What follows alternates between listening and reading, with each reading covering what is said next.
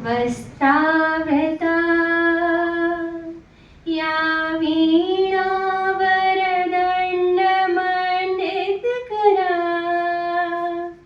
या श्वेतपद्मासना या ब्रह्माच्युत शङ्करा प्रभृतिभिर्देवा सदा वन्दिता सा मां पातु सरस्वती भगवती निःशेष जड्यापहा।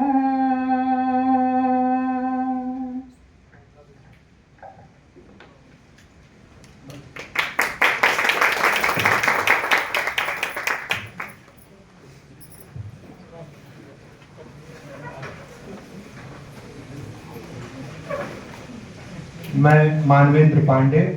मैं कुमकुम। आज आप सभी का इस कार्यक्रम में हार्दिक स्वागत करती हूँ।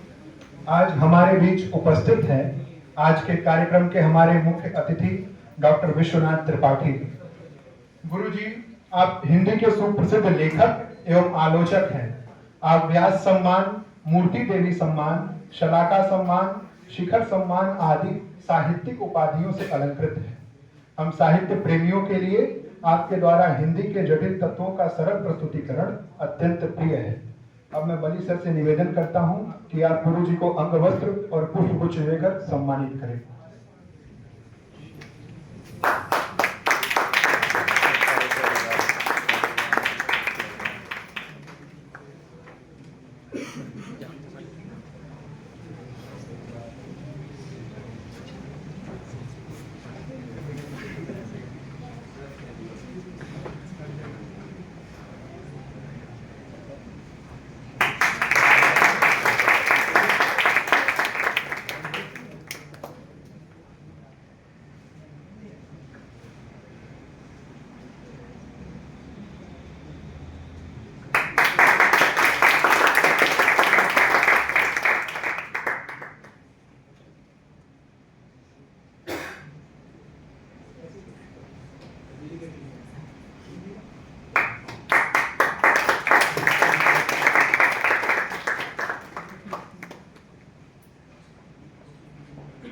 हमारे बीच आदरणीय प्रोफेसर बली सिंह सर उपस्थित हैं।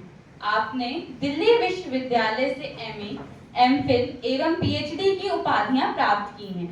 आस्था की कविताएं, अष्टाक्षर तथा आंखों की हदों से अभी बाकी है आपके चर्चित काव्य संग्रह हैं, तो वहीं नव जागरण और आचार्य रामचंद्र शुक्ल की कविता की समकालीनता जैसी महत्वपूर्ण आलोचनात्मक कृतियों के माध्यम से आपने हिंदी साहित्य को समृद्ध किया है।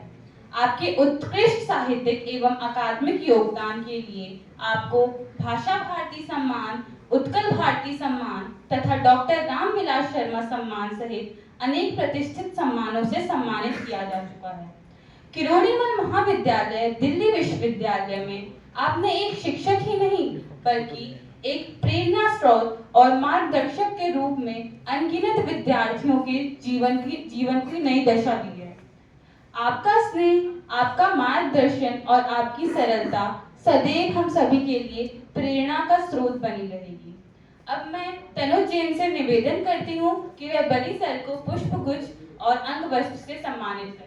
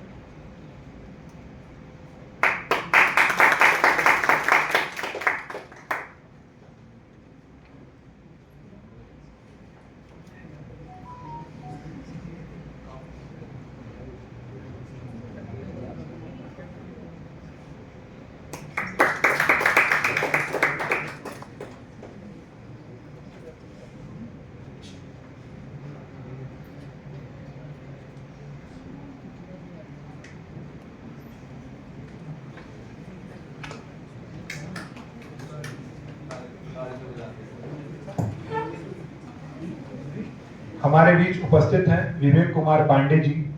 आप किरोड़ीमल महाविद्यालय के 2021 से 2024 बैच के छात्र रहे हैं। हाल ही में आपने दिल्ली विश्वविद्यालय से परास्नातक की उपाधि प्राप्त की है।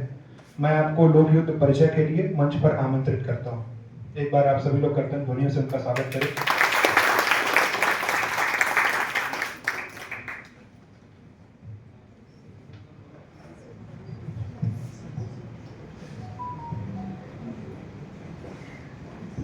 लोक युद्ध। रुदन से जलन तक एक शांत मुस्कान। यह केवल एक नाम नहीं, जीवन जीने की एक कला है। ऐसी कला जिसका विकास मानव सभ्यता की सबसे बड़ी पूंजी है। लोक युद्ध द्वंद्व संघर्षों से भरा हुआ है और मानव के लिए इसकी परिधि उसके प्रथम क्रंदन से मुखाग्नि तक व्याप्त है। ऐसे में यह पंक्ति एक शांत मुस्कान की बात करती है। यह कहती है कि बाह्य दुनिया के दुख, युद्ध और कष्टों के बीच भी भीतर एक ऐसी अचल शांति संभव है जो जीवन के थपेड़ों से विचलित नहीं होती। यह संताप से साक्षात्कार कर उसे पार करने की चेतना है। यह कृष्ण के स्थित प्रज्ञ की अनुगूंज है। यह अनुगूंज है बुद्ध के, शंकर की, और इसमें अंकित धनुष खींचते राम, और इसमें अंकित धनुष खींचते राम निराला के राम है।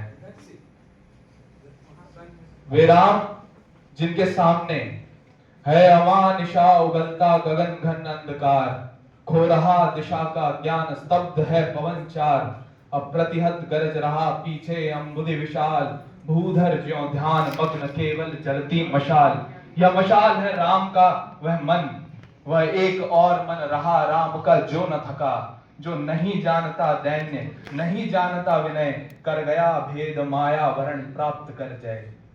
साहित्य की सेवा के भाव से जन्मी यह संस्था प्रतिबद्ध है साहित्य को पुष्ट करने वाले समाज के व्यापक हित के लिए। हमने 5 महत्वपूर्ण बिंदुओं को अपने ध्येय में शामिल किया है। लोक युद्ध साहित्य, लोक युद्ध शक्ति, लोक युद्ध शिक्षा, लोक युद्ध प्रकृति और लोक युद्ध मानस। इन सब के माध्यम से लोक युद्ध समाज में निरंतर एक उत्तम वातावरण बनाने के लिए प्रतिबद्ध है। धन्यवाद। लोक युद्ध आपका स्वागत करता है। अब मैं ओम चतुर्वेदी जी को मंच पर स्वागत संबोधन के लिए आमंत्रित करती हूँ।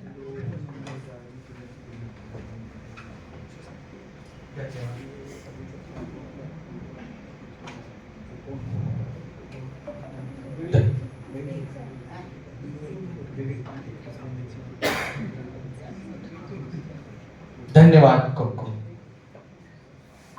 साहित्यिक अनुसंधान में लगे मेरे साधक साथियों, जब भी कोई बड़ा यज्ञ होता है तो विघ्न जरूर आते हैं, पर जिस तरह से बादल से बूंद निकलती है और मिट्टी से मिलती है, उसी तरह हम छात्र हैं।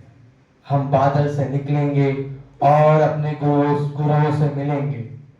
उसमें कोई भी बाधा, चाहे सामाजिक हो, चाहे राजनीतिक हो, चाहे वो जलन भाव से निकली हो, हमें रोक नहीं सकती। और उसको आप सबने आज सिद्ध किया। जिनसे आप अक्षर, शब्द, वाक्य, विचार, चिंतन सीखते हो, उनके सामने कुछ भी कहना अपने सामर्थ्य को लगातार बाधा रहित करना ही है। इस समय के सबसे शीर्षस्थ मनीषी, जो हिंदी साहित्य ही नहीं समय की आवाज है, हमारे गुरुवर डॉक्टर विश्वनाथ त्रिपाठी सर।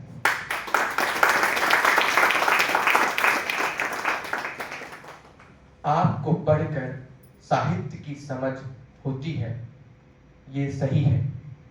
हम सारे लोग आपको पढ़कर, आपकी पुस्तक हिंदी साहित्य का सरल इतिहास पढ़कर ही एग्जाम क्वालिफाई कर पाते हैं, एंट्रेंस क्वालिफाई कर पाते हैं और प्रांगण में आ पाते हैं।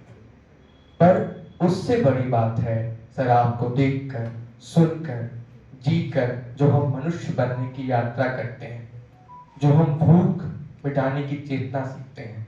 सर, इस प्रांगण की आप कल्प वृक्ष हैं, जो इस महान परंपरा को भूषित कर रहे हैं। शायद सर की ही वो पुण्य है, सर का ही वो प्रताप है कि ये कार्यक्रम सिद्ध हो रहा है और क्रिमिनल कॉलेज ही नहीं, भारतवर्ष के अनेक विश्वविद्यालयों को सिद्ध, प्रसिद्ध और गुणवान शिक्षक मिले। ये सर का निश्चित रूप से प्रताप है। आज हम जो कार्यक्रम कर रहे हैं वो हमारे ही सर के ही शिष्य का एक फेयरवेल है। मैं उस महान परंपरा को प्रणाम करता हूँ जहां से ऐसे शिष्य निकलते थे जो स्वयं एक महान गुरु बनकर सिद्ध होते थे। आज की बात तो आप देख ही रहे हैं। कई जन्मों का जब पुण्य जागृत होता है तो निश्चित रूप से हमें ऐसे गुरु मिलते हैं। शिष्य हमेशा ये बात करते हैं, ये सर अच्छा पढ़ाते हैं, ये गुरु अच्छा पढ़ाते हैं, पर गुरु कोई ऐसी विशिष्टता अपने छात्र में नहीं देखता। अगर देखता होता तो मुझ जैसे मूर्ख बच्चे भी सर के शिष्य नहीं बन पाते।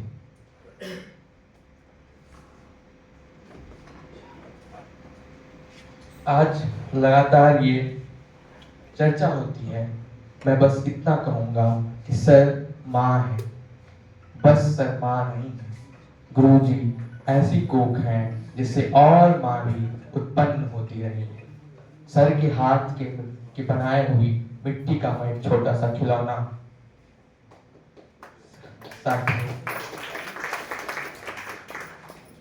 आज हमारे एक शिक्षक की विदाई समारोह है।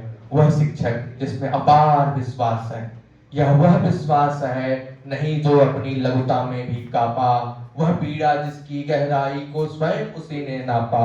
कुत्सा अपमान अवज्ञा के धुधुआते कड़वे तम में यह सदा द्रवित जागरूक अनुरक्त नेत्र उलंब बाहु चिरखंड अपनापा। ऐसे हैं हमारे बलि सर।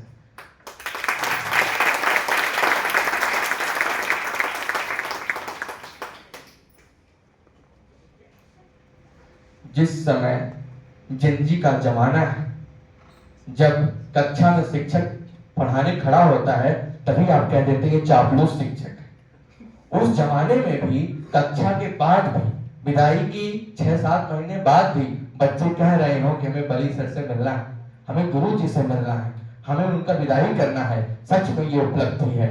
मैं सर की परंपरा को, गुरु जी को और हमारे गुरु जी के गुरु जी डॉक्टर विश्वनाथ त्रिपाठी सर को, पुनः इस परंपरा को और आप सबके साथ को, जहां लोग डर डर थर थर कांप रहे हैं।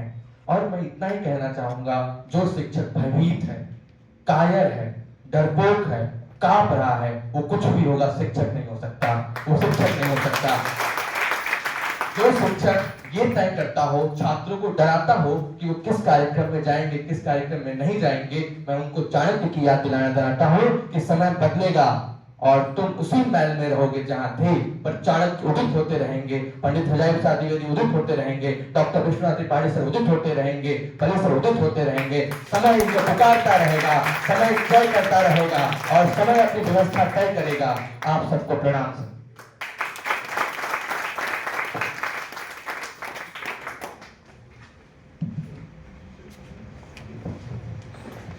बहुत बहुत धन्यवाद ओम चतुर्वेदी जी। सज्जनों, आज निश्चित रूप से हम सभी भावुक हैं। एक शिक्षक और विद्यार्थी का अंतर संबंध अद्भुत होता है, जिसका परिणाम है आज सर से पढ़े हुए उनके पूर्व छात्र से लेकर के उनके अंतिम बैच के सभी छात्र इस सभागार में उपस्थित हैं। मैं उन्हें उनके संस्मरण साझा करने के लिए मंच पर आमंत्रित करता हूं। सर्वप्रथम सिद्धार्थ जी आए और अपने संस्मरण साझा करें।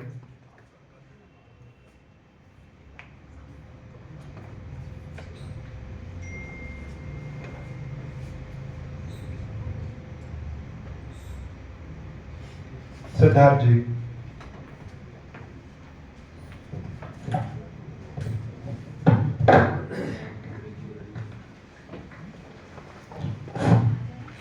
नमस्कार सभी को। मैं सिद्धार्थ।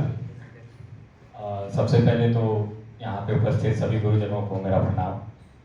आज जिस विषय पर मुझे बोलने का मौका मिला है वो बेसिकली है कि क्या चीज़ें जो हमने सर के साथ पढ़ने के दौरान सीखा या जाना या याद किया। ऐसे याद करना कोई मुश्किल काम नहीं होता है। उस समय जब आपको उस याद से पीड़ा नहीं पहुंचती है। कुछ यादें होती है जो आपको पीड़ा देती है और कुछ यादें आपको बार बार पीछे जाकर जीने का मौका देती है। बली सर से पढ़ना हमारे लिए कुछ दूसरे तरह की याद में शामिल रहा था।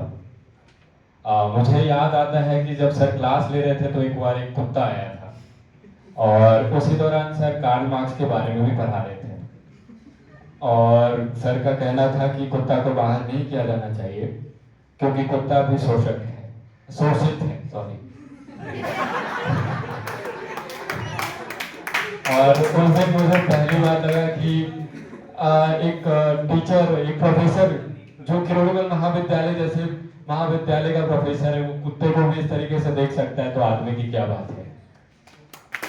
ये पहला चीज था जो मेरे लिए सबसे बड़ी चीज थी सर के लिए। और एक बार जैसा कि सर ने मैंने सर को तो ज्यादा गौरवान्वित करने का मौका नहीं दिया, तो सर ने मुझे बहुत ज्यादा फेमस किया इसको। तो सर ने मुझे बहुत ज्यादा एक मौका दिया है हम लोगों के बीच में, मतलब जो भी हम साथी हैं उनमें फेमस होने का। उन्होंने मुझे बार बार याद दिलाया है कि मेरे कॉलेज का पता किरोड़ीमल महाविद्यालय है, मिरांडा हाउस नहीं। क्योंकि एक बार मुझे याद आता है कि मैं मिरांडा हाउस के गर्ल्स हॉस्टल के पास था और मुझे उसी दौरान देख लिए और मैं नहीं आया करता था, इसलिए मेरे दोस्त जो हैं या जो हमारे जूनियर हैं वो मुझे नहीं जानते हैं। सर भी नहीं।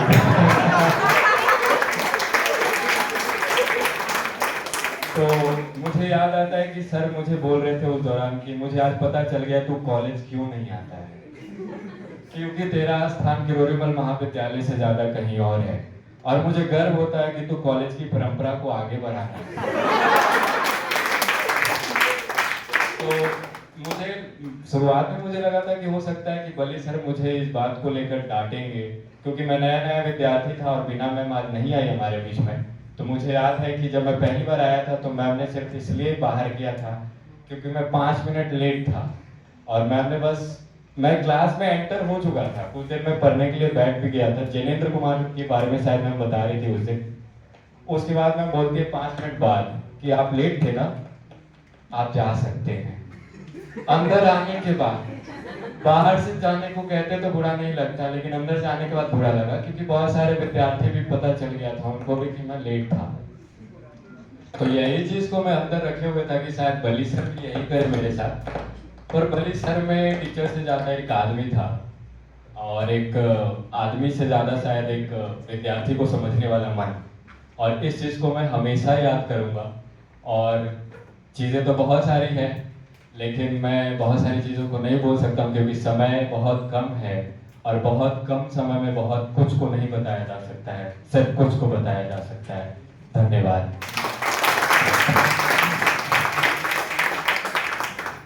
धन्यवाद भैया। अब मैं सचिन जी को मंच पर आमंत्रित करती हूँ।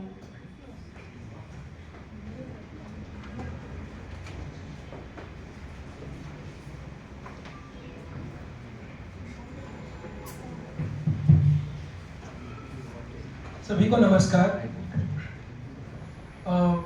क्या बोलूँ कुछ पता नहीं है क्योंकि आज मुझे अभी पता चला कि मुझे भी बोलना है जब मेरा नाम अनाउंस हुआ था। तो स्मृतियाँ तो बहुत सारी होती हैं, उन स्मृतियों को कम शब्दों में कम समय में कैसे लोगों तक साझा करना है, ये इसमें भी अपनी एक कला चाहिए। क्योंकि बली सर का लेक्चर जब शुरू होता था, जब उनकी क्लास शुरू होती थी, तो बली सर एक ऐसे प्रोफेसर रहे कि वो क्लास में 1 घंटे के लेक्चर में चाय के बारे में बोल सकते। हमारी क्लास में किसी बच्चे ने ऐसी शरारत में कभी उनसे मजाक में एक चाय की चर्चा कर ली थी और बली सर ने उसे अलग अलग तरीके की चाय, अलग अलग तरीके से बनने वाली चाय, इन सब चीजों के बारे में बताया। तो बली सर मतलब अगर हम बात करें, अभी जैसे मेरे पुराने साथी बात कर चुके हैं इस विषय में, पहले बात कर चुके हैं कि 2 व्यक्ति, बीना मैम और बली सर, दोनों के ही आज विदाई समारोह इस कॉलेज प्रांगण में आयोजित किया गया। बीना मैम कुछ कारणों की वजह से नहीं आ सकी। अभी सिद्धार्थ ने बताया कि लेट होने पर बीना मैम कक्षा में आने नहीं देती थी, लेकिन बीना मैम एक बहुत बढ़िया प्रोफेसर रही। अभी वो उपलब्ध नहीं है, उनसे मैं मिला, मेरा पहला कहानी का मतलब सेशन उन्हीं के साथ रहा और उन्होंने कहानी को जिन संवेदनाओं के साथ हमें पढ़ाया कि आज भी मैं कहानी उस तरीके से पढ़ पाता। और बली सर ने हमें कविताएं पढ़ाई, कविताओं को किस तरीके से समझा जाए, कैसे उसको भारतीय काव्य शास्त्र के हिसाब से पढ़े, कैसे उसे पाश्चात्य दृष्टि से पढ़े, ये हमने बली सर से सीखा। तो कुछ ऐसी ही पंक्तियां हैं।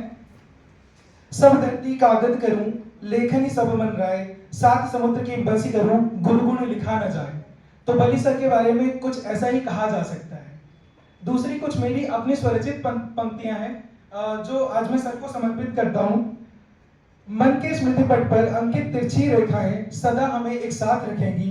मिट्टी का उपजा सब मिट्टी हो जाएगा, पर मिट्टी की सब स्मृतियां आजीवन साथ रहेंगी। धन्यवाद।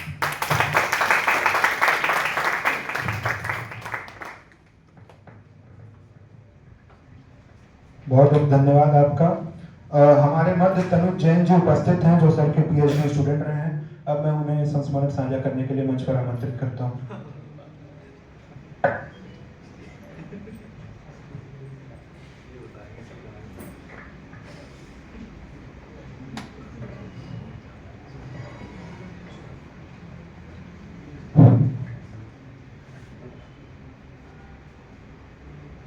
परम आदरणीय डॉक्टर विश्वनाथ त्रिपाठी जी, प्रोफेसर बली सिंह जी, सभागार में उपस्थित सभी विद्वज्जन और मेरे मित्रों, मैं आप सभी को सादर प्रणाम करता हूं। मुझे भी जैसे मेरे पूर्व वक्ता ने कहा कि मुझे नहीं पता था कि मुझे बोलना पड़ेगा, वही स्थिति मेरी भी है कि मुझे भी पहले से नहीं पता था कि मुझे अभी बोलना है। बहरहाल अब अवसर आया है तो निश्चित रूप से मेरे लिए बहुत गौरव का क्षण है और मैं निश्चित रूप से कुछ यादें अपनी जो आपके सामने रखना चाहूँगा। आज का यह जो अवसर है ये हम सभी के लिए बहुत भावुक क्षण है और ये मतलब जीवन भर मैं तो नहीं भुला पाऊंगा इसको। और एक शिक्षक अपने जीवन में कभी भी रिटायर नहीं होता, पहली बात। वह तो एक अध्यापकीय जीवन का एक क्षण है कि वह आएगा, लेकिन जीवन में कभी शिक्षक सेवानिवृत्त नहीं होता है। और जहां तक बली सर की बात है तो वह हमारे दिल में और हमारे मस्तिष्क में से जीवन भर कभी सेवानिवृत्त नहीं होंगे। और मैं बली सर की तुलना अपने एमफिल सर के गाइड से करना चाहूँगा। मैंने जो एमफिल अपनी की थी वो महात्मा गांधी अंतर्राष्ट्रीय हिंदी विश्वविद्यालय वर्धा महाराष्ट्र से की थी 2 साल। तो जब मैं वहाँ पढ़ने गया तो चूंकि मैं दिल्ली का रहने वाला हूँ तो पहली बार घर से बाहर गया अकेला। तो मुझे खाना बनाना नहीं आता और बहुत सारी समस्याएं थी। तो फिर जो मुझे गाइड मिले तो जब मैंने एमफिल की अपनी 1.5 साल बाद सबमिट की तो उन्होंने मुझे बड़ा परेशान किया। आपको यकीन नहीं होगा कि वो सबमिशन नहीं करवा रहे थे, इतना परेशान कर रहे थे और अंततः मैं रो पड़ा। और फिर मुझे इसका कारण पता चला तो वह बड़ा अजीब कारण था कि ऐसा क्यों हुआ मेरे साथ। अब चूंकि जो मेरे गाइड थे वह थे यादव और मैं हूं जैन, वो है ओबीसी, मैं हूं जनरल, तो उन्होंने मेरे साथ जातिगत भेदभाव किया।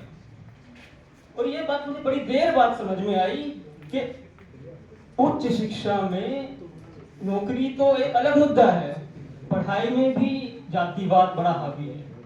तो मैं पहली बार उस चीज को, उस दर्द को मैंने देखा, अनुभव किया।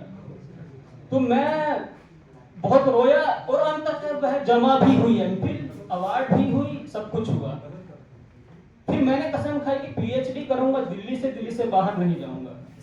तो मेरा दिल्ली विश्वविद्यालय में पीएचडी में एडमिशन हुआ। अब बात थी गाइड मिलने की, तो वो एक विभाग की अपनी प्रक्रिया है गाइड अलॉट करने की। तो मुझे विभाग की तरफ से प्रोफेसर बली सिंह जी मिले गाइड के रूप में। मैं पहले से सर को नहीं जानता था, लेकिन जब मैं सर के साथ जुड़ा और मैंने लगभग 6.5 वर्षों में अपनी पूरी पीएचडी की, तो उन 6.5 वर्षों में एक सेकेंड भी मुझे कभी सर की तरफ से इतनी भी परेशानी का सामना नहीं करना पड़ा। तो मैं बिल्कुल आज तक हैरान हूं कि क्या, हालांकि सर भी मुझे लगता है कि ओबीसी कास्ट के हैं, तो मुझे वो डर फिर था कि ये कंडीशन फिर बन रही है मेरे साथ। लेकिन यहाँ तो ऐसा लगा कि मतलब जैसे बली सिंह सर जैसा गाइड पूरी दुनिया के हर रिसर्चर को मिलना चाहिए। उन्होंने मुझे केवल एक बात कही कि तनुज, तुम अपनी पीएचडी करो, अपना काम करो। चूंकि मैं पीएचडी करते करते डॉक्टर BR अम्बेडकर यूनिवर्सिटी में पढ़ा भी रहा था एडहॉक पर, और आज भी पढ़ा रहा हूँ, ठीक है, तो मेरी व्यस्तताएं थी तो मैं थोड़ा काम लेट कर पाया। लेकिन सर ने एक बार भी नहीं कहा कि मैं तुम्हारी पीएचडी नहीं होने दूंगा, तुम्हें दिक्कत करूंगा या जो भी है। और इसके अलावा आपको शायद पता नहीं है, जब आप पीएचडी करेंगे तो बहुत सारे प्रोफेसर ऐसे होते हैं जो अपने पर्सनल काम बहुत करवाते हैं पीएचडी के स्टूडेंट से, घर के काम, अपनी पुस्तकों की प्रूफ रीडिंग, लेख लिखवाना, तमाम चीजें। लेकिन प्रोफेसर बली सिंह जी ने आज तक 1 मिनट के लिए भी मुझे नहीं कहा कि तुम्हें मेरे इस कार्यक्रम में आना है, मेरे लिए लेख लिखना है, मेरे लिए वो काम करना है, कुछ नहीं। पूरी स्वतंत्रता, यानी कि जो माहौल JNU जवाहरलाल नेहरू विश्वविद्यालय में एक रिसर्चर को मिलता है, वो मैंने दिल्ली विश्वविद्यालय में रह के प्राप्त किया। और केवल अपने गाइड सर के कारण, हिंदी विभाग के कारण नहीं, दिल्ली विश्वविद्यालय कारण नहीं, केवल अपने गाइड के कारण। और मैं अपनी थीसिस लिखने के दौरान बहुत परेशान रहा, लेकिन सर ने कभी भी नहीं कहा, हंस के उसको मजाक में टाल दिया, अरे हो जाएगा, सब ठीक है, हो जाएगा। तो मैं मतलब कहने को बहुत कुछ है, लेकिन जो अभी कुछ बातें रखी आपके सामने, ये आपका मार्गदर्शन करेंगे भविष्य में, आप सभी का, जो भी हायर एजुकेशन में जाएगा या नहीं भी जाएगा। समाज तो भारत का ही है, जाति व्यवस्था तो भारत में ही रहेगी। तो मैं अपनी वाणी को यहीं विराम देना चाहूंगा, क्योंकि वक्ता और भी हैं, कार्यक्रम आगे और भी होने हैं। तो मैं आप सभी का तहे दिल से शुक्रिया अदा करता हूं कि आपने मुझे इतना महत्वपूर्ण अवसर प्रदान किया अपनी बात रखने का। और सर को तो कोटिश कोटिश नमन है। धन्यवाद।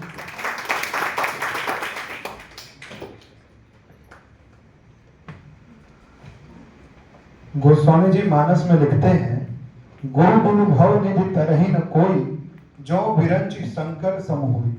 अर्थात यदि कोई मनुष्य शंकर के समान भी ज्ञानी हो जाए, फिर भी वो बिना गुरु के भवसागर पार नहीं कर सकता।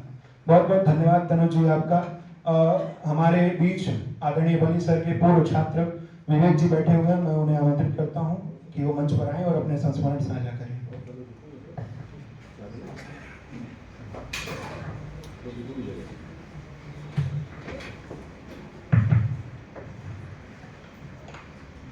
आज बली सर और बीना मैम का फेयरवेल है, विदाई समारोह।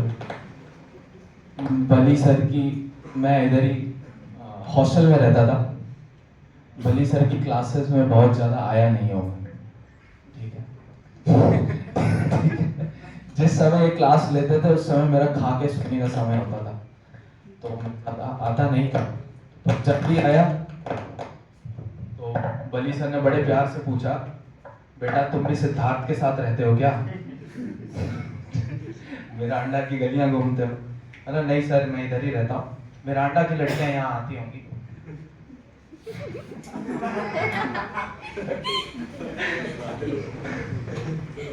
सर से जो मैंने सबसे बड़ी चीज सीखी वो ये कि सर का जो मिजाज है, सर की कविताओं में जितनी गहराई है, सर का मिजाज उतना ही मस्त मौला है। ये अगर आप सर को जानते हैं तो आपने ये नोटिस किया होगा सबसे ज्यादा, और अगर आपने सर की कविता भी पढ़ी हो तो मुझे ये सर से बहुत ज्यादा सीखने को मिलता है। और एक बार सर मुझे गाना भी सिखा रहे थे। मैं के क्लास में गया था, सर ने मुझे बोला कि गाना गा के सुनाओ विवेक। मैंने गाया, सावन का महीना पवन करे शोर। सर ने बोला बेटा शोर नहीं शोर है, शोर का। फिर मैंने वापस गा के सुनाया, फिर मैंने शोर गा। मैंने बोला सर आप गलत कह रहे हैं। फिर सर ने मुझे यूट्यूब वीडियो खोल के सुनाया।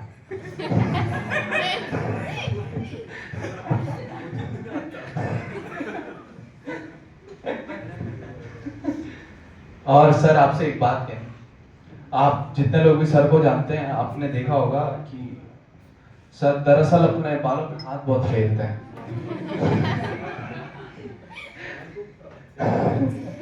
दरअसल अपने बालों पे हाथ बहुत फेरते हैं।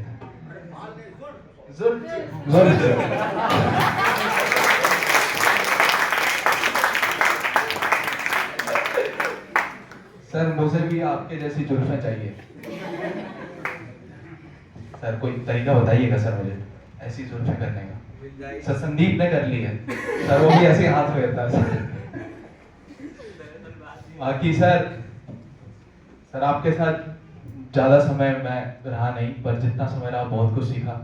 और सर आपका मेरे जीवन में मुझे एक मिजाज आपका जो है मुझे बहुत अच्छा लगा, और वो सिखाने के लिए मुझे धन्यवाद सर, बहुत बहुत धन्यवाद सर।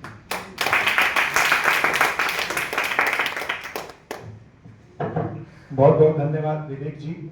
हमारे मध्य खालिद अशरफ जी बैठे हुए हैं। आप हमारे कॉलेज में उर्दू विभाग में प्रोफेसर हैं। मैं आपको आमंत्रित करता हूं कि आप आएं और आदरणीय बली सर से जुड़ी कुछ स्मृतियां हम सभी से साझा करें।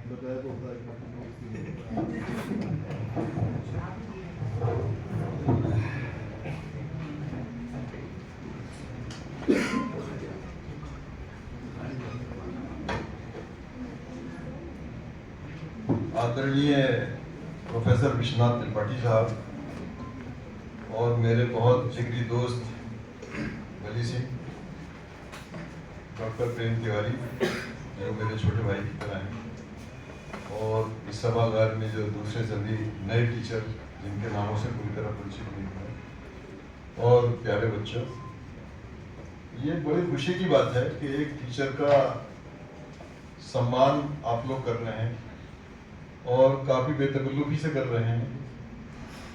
अच्छा लगता है।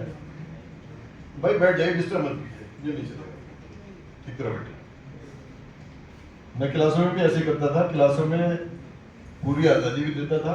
मेरी क्लास में चाय भी आती थी, खाना भी आता था, लेकिन नॉन सीरियस बच्चा में रह नहीं सकता था। अगर कागज कलम नहीं लाया तो बाहर। ये मेरा तरीका रहा। और एक लड़की तो आती थी, वो तो चार्जर लगा के सोती थी डेली, और मुझे कोई उसमें एतराज नहीं था, क्योंकि बच्चा अगर नींद उसकी पूरी नहीं हुई तो जाग के भी कुछ नहीं कर पाएगा। इसलिए बेहतर है कि सो जाए। सो जाएगा तो झगड़ा फिसाद कम करेगा। तो कुछ बच्चे सोते भी थे मेरी क्लास में। जिसको सोना सो जाओ, क्या करो, पंखा चल रहा है, बत्ती जल रही है, आराम से सो। तो असल में क्या है, हम लोग एक, मुझे नामर जी ने लिखा ना, दूसरी परंपरा की खोज। तो हम जिस जनरेशन से है वो जनरेशन एक्स है या एक्स से भी पहले की है। पुराने लोग हैं, बली सिंह भी और मैं तो ज़्यादा ही पुराना हूँ बली सिंह से, विचारों का जहाँ तक सवाल है। लचक भी मेरे अंदर कम है, लेकिन हमारा ये रहा कि जो पारस्परिक संबंध होते हैं ना, मैं उर्दू का टीचर रहा हूँ मैं, और हिंदी भी ठीक ठाक है मेरी, हिंदी में काम भी किया है मैंने। आजकल कर नहीं पा रहा हूँ मैं, बहुत से कारणों से समय नहीं मिलता है। हमारा जोर जो है पारस्परिक संबंधों पे ज्यादा रहा, और हमारा जो समय था ना वो आपके समय से बेहतर था कुछ। और वैसे तो हर बूढ़ा आदमी ये कहता है, जिसके बाल सफेद होते हैं, कि पुराना समय अच्छा था, आज का समय अच्छा नहीं था। लेकिन ऐसा नहीं है, उसको हम बाकायदा एनालाइज करेंगे। क्योंकि जनरेशन जी वाला बहुत घूम रहा है दिमाग में, मेरे दिमाग में घूम रहा है। नौजवानों ने अभी एक बहुत बड़ा काम करके दिखाया है, और वो समाज जो जड़ हो चुका था, वो समाज जो बुरी तरह डिवाइड हो चुका था, वो समाज जो झगड़े में, फिसाद में, डॉक्टर रसाल सिंह आ गए हैं। ये भी मेरे भाई की तरह है और बहुत प्यारे आदमी हैं, ये अच्छे स्कॉलर हैं। और दूसरे लोग भी आ गए हैं। बैठिए भाई, आप लोग बैठिए। तो रसाल सिंह जी, मैं ये कह रहा था कि हमारा समय जो था ना, पुराना समय, हम जाहिर है कि मैं 70 पार कर चुका हूँ और बली सिंह भी मेरे पीछे पीछे चल रहे हैं, बहुत ज़्यादा दूर नहीं मुझसे। उस समय में हमारे संबंधों पे ध्यान शायद ज़्यादा रहता था हमारा, पैसों वैसों पे, कारों पे ध्यान कम रहता था। अच्छा, मैं लोगों से कहता हूँ कि कभी कभी कि मैंने बहुत सोचा, और हर जो लिखने पढ़ने वाला, सोचने वाला इंसान सोचता है कि इंसान दुनिया में क्यों आया है, खुदा ने या भगवान ने या एक्स ने या वाई ने क्यों उसको दुनिया में भेजा, मकसद क्या है हमारे आने का? क्या मकसद सिर्फ खाना पीना है, खाना पीना मर जाना, या कोई बड़ा मकसद है? तो आपने देखा होगा कि लाख में एक आदमी ऐसा होता है जो समाज के लिए कुछ कर जाता है। जैसे एक नाम गांधी जी का हमारे सामने है, या और दूसरे लोग हैं, तो हम एक चेन है पूरी। जो बली सिंह है, हम लोग हैं, तो हम लोग तो कार्ल मार्क्स से बहुत प्रभावित है। कार्ल मार्क्स कहता है कि समाज कैसे बना, किसने बनाया, किसने भेजा, इससे बेहतर ही कि सोचो इस समाज को बदलना कैसे है। और इस समाज में समस्याएं हैं, और समस्याएं खासतौर पर जो कमजोर वर्ग है, उसमें महिलाएं भी हैं, उसमें ट्राइबल्स भी हैं, उसमें दलित भी हैं, गरीब लोग, गरीबों का समाज है, किसान भी है उसमें। उनके लिए कैसे हम एक बेहतर जिंदगी बसर कर सकें, बना सकें, ये हमारी जिंदगी का एक बड़ा मकसद होता है। लेकिन मैंने देखा ये कि इंसान तो दुनिया में कार खरीदने के लिए आया है। फिर मैंने और जरा पास से देखा, नजदीक से देखा, तो मुझे लगा कि इंसान दुनिया में कारें खरीदने के लिए आया है। एक आदमी 3 कारें खरीदता है अपनी लाइफ में, ये नोट किया मैंने। लेकिन इसका मतलब ये नहीं कि सारे लोग कार खरीद रहे हैं। मुझ जैसे बेकार है दुनिया में, थोड़े से लोग हैं, कार नहीं है मेरे पास, और बहुत सारे लोगों के पास कार नहीं है। लेकिन जो सही मानों में इंसान है, विचारक है, थिंकर है और पढ़ा लिखा है सही मानों में, वो समाज के लिए भी कुछ करता है। और समाज के लिए जब आप कुछ करते हैं तो आपको कुर्बानी देनी पड़ती है। हमारा समाज, हर समाज कुर्बानी मांगता है। गांधी जी गरीब नहीं थे, गरीब घर के नहीं थे। गांधी जी मेरे ख्याल में 1880 में लंदन से, इंग्लैंड से, कहाँ से लॉ पढ़ के आए थे। और उनके बाप जो थे एक स्टेट के दीवान थे। दीवान का मतलब होता है लगभग प्राइम मिनिस्टर। और उस समय मजदूरी कितनी थी लोगों की पता है आपको? 1880 में मैं कहीं देख रहा था 8 आने रोज। आज मजदूरी का रेट क्या है? जैसे इलेक्ट्रिशियन है या प्लम्बर है, ये लगभग 500-700 रुपए, कहीं कहीं 1000 रुपए भी पा जाते हैं। 1000 रुपये हो गया, और कहीं कहीं मौका लग जाता है तो 2000 ही मार लेते हैं, ऐसा भी होता है। उस समय रेट था 8 आने रोज। 8 आने का मतलब 50 पैसे। तो गांधी जी ने आके देखा, गांधी जी शुरू में अंग्रेजों के सपोर्टर थे, बाकायदा अंग्रेजों की सपोर्ट का मूवमेंट भी चलाया था उन्होंने अफ्रीका में। ये भी बात याद रखनी है। अंग्रेजों से शायद एक अवार्ड भी किया था उन्होंने। और जो वहाँ की जनता थी, ज़ूलू वहाँ के लोग थे, ट्राइबल्स, उनके खिलाफ भी काम किया था अंग्रेजों ने, वो भी है। लेकिन यहाँ जब आए और जब ट्रेन से उनको धक्का दिया गया, उनको गालियाँ दी गई, और उन्होंने देखा कि यहाँ तो समाज के पास कपड़ा भी नहीं है। आज भी मेरे ख्याल में हिंदुस्तान में बहुत लोग हैं जो नंगे पैर रहते हैं। और आपने देखा होगा कि बहुत बातें हो रही हैं कि ये मिशन चल रहा है, वो मिशन चल रहा है, आगे बढ़ रहा है, ग्लोबलाइजेशन हो रहा है, प्राइवेटाइजेशन हो रहा है। लेकिन मैं आप लोगों से पूछता हूँ, आप भी सोचिए इस बात पे। अगर हम एक टारगेट बनाते हैं कि हर हिंदुस्तानी नागरिक, और गांधी जी के शब्दों में कहें तो आखिरी नागरिक, जो सबसे पीछे बैठा है, सबसे कमजोर है, क्या 2 केले रोज खा सकता है? अपनी जेब से 2 केले रोज खरीद के खा सकता है? इतना पैसा है नागरिकों के पास हमारे? 2 केले कितने रुपए के होते हैं? 10 रुपए 12 रुपए। अभी थोड़ा रेट बढ़ गया, पहले 60 रुपए ले रहे थे, अब 70 रुपए हो गया। मिनिमम रेट है, बड़ी दुकान पे तो ज्यादा भी होता है। तो स्थिति यह है कि एक तरफ बड़ी बड़ी कारें लोग खरीद रहे हैं और 3 कारें खरीद रहे हैं मिडिल क्लास के लोग। रेस्टोरेंट में भीड़ लगी है, हवाई जहाज का टिकट नहीं मिलता, राजधानी का शताब्दी का टिकट नहीं मिलता। और दूसरी तरफ लोग आलू और चावल उबाल के, दरियागंज में रहता हूँ मैं, पहले 3 पब्लिशर थे दरियागंज में, टीना जी भी वहीं रहती थी एक जमाने में, और अब वहाँ 3000 पब्लिशर हैं। तो एक तो आप ये समझ लीजिए किताबें छप रही हैं, किताबें पढ़ी जा रही हैं, किताबों का कल्चर खत्म नहीं हुआ। अगर किसी को ये गलत फहमी है कि ऑनलाइन से किताबें रिप्लेस हो जाएंगी, तो वो नहीं हो रहा है।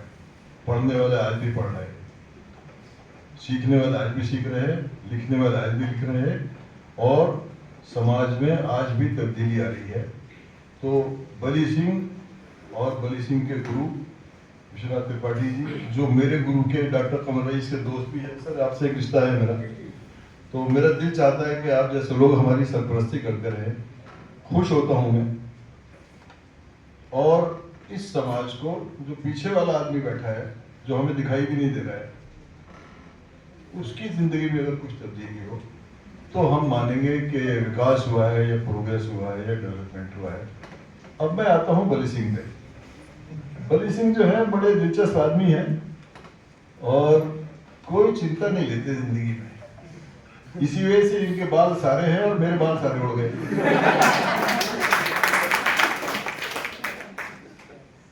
अब इसका मतलब नहीं कि ये चिंतक नहीं है और मैं चिंतक हूं, ऐसा नहीं है। चिंता एक अलग चीज है, चिंतन अलग चीज है। इनके चिंता न लेने की बहुत बड़ी वजह है कौन? रेणु जी। अरे साहब कमाल की औरत है वो। रेणु जी ने इतना खिलाया है मुझे, इतना खिलाया है, इतनी बड़ी बढ़िया चीजें खिला के भेजी है मुझे कि मैं शब्दों में आभार व्यक्त नहीं कर सकता। और एक स्टेज पे मुझे बली सिंह से कहना पड़ा कि बली सिंह अब पनीर और नहीं खाऊंगा। पनीर खिलाया, पराठे खिलाए, अचार खिलाया, सब्जी खिलाया। अच्छा इन्हें का एडवांटेज भी है, इनके घर में घी जो है हरियाणा से आता है, हरियाणा कनेक्शन है इनके, रोहतक से आता है, कहीं पानीपत से आता है, कहीं कहीं से आता है। रहने वाले तो महरौली के हैं ये, लेकिन महरौली की तरफ इनका झुकाव थोड़ा सा कम है, हरियाणा की तरफ झुकाव ज्यादा है। तो हम लोग खाते पीते रहे, पीते नहीं रहे, खाते रहे सिर्फ। और बहुत अच्छा टाइम हमने गुजारा। और मेरी खुशकिस्मती ये है कि मेरा अपॉइंटमेंट हुआ तो बली सिंह पहले से मौजूद थे, पुराने दोस्त थे हम लोग। हाँ ये बता चलूँ कि हम जनवादी लेखक संघ में काम करते हैं और 2-4 महीने में, 1-2 महीने में प्रोग्राम हम करते हैं। और हमारे प्रोग्राम जो है आमतौर पे सोशली रेलेवेंट इश्यूज पर होते हैं, इश्यूज पे प्रोग्राम करते हैं हम वो कविता फॉर द सेक ऑफ कविता या कहानी फॉर द सेक ऑफ कविता और हंस लिए गा लिए और उस तरह के गाना बजाना, that kind of programs we don't do. कल भी हम एक प्रोग्राम कर रहे हैं प्रेमचंद पे। प्रेमचंद हवा में है, प्रेमचंद हर तरफ है आजकल, और मैं चाहता हूँ कि अगर आप हो सके तो आइए उसमें। तो बली सिंह, हम और हम जैसे दूसरे लोग एक विचार से जुड़े हुए हैं, और वो विचार हमें ताकत देता है, शक्ति देता है। जब हम धर्म से उठ के, कास्ट से उठ के, जैसे यहाँ जैन साहब बैठे, इन्होंने एक बात कही। अब जैन साहब की बात मुझे जरा मैं पर्सनली अटपटी लग रही है, मुझे अभी कन्विंस नहीं हो रहा हूँ, लेकिन हुआ होगा।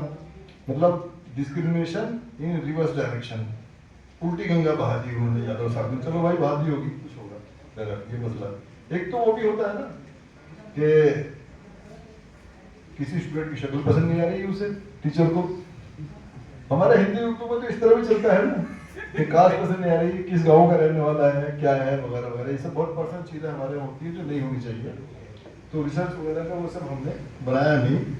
तो बस मैं अब एक कविता पढ़ूंगा बली सिंह की। बली भाई को कविता बताइए, इधर 2 मिनट और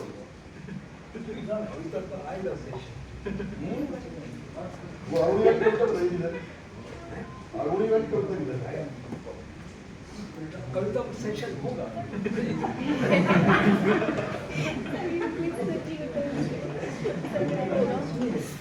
क्या दादा बोल गया मैं?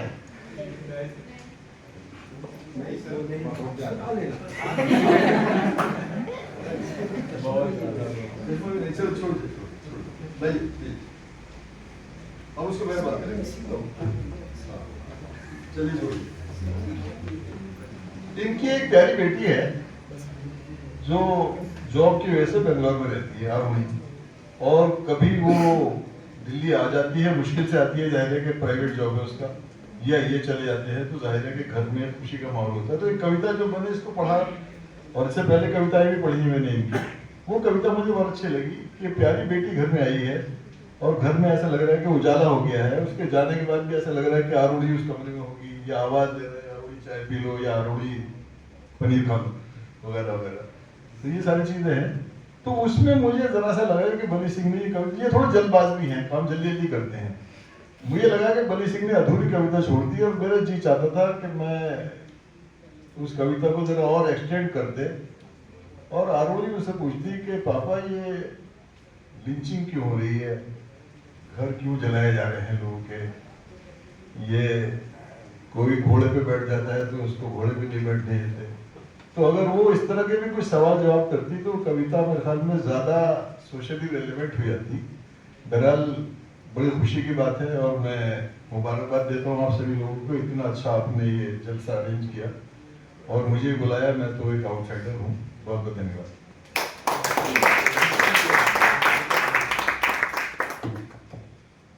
बहुत बहुत धन्यवाद सर।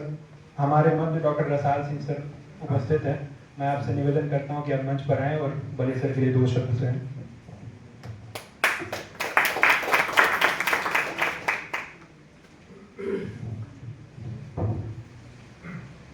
हम सबके आकाश धर्मा गुरु आदरणीय आचार्य विश्वनाथ त्रिपाठी जी, मेरे अग्रज और इस कॉलेज में संरक्षक रहे ऐसे प्रोफेसर बली सिंह जी, प्रोफेसर खालिद अशरफ जी, प्रेम तिवारी जी, आलोक जी, विनय, मनोज, और कार्यक्रम के संचालक हमारे विद्यार्थी एहसान मानवीय, एक आपकी के जैसे दिखने वाले एहसान करके भी एक विद्यार्थी थे, और प्रिय विद्यार्थियों,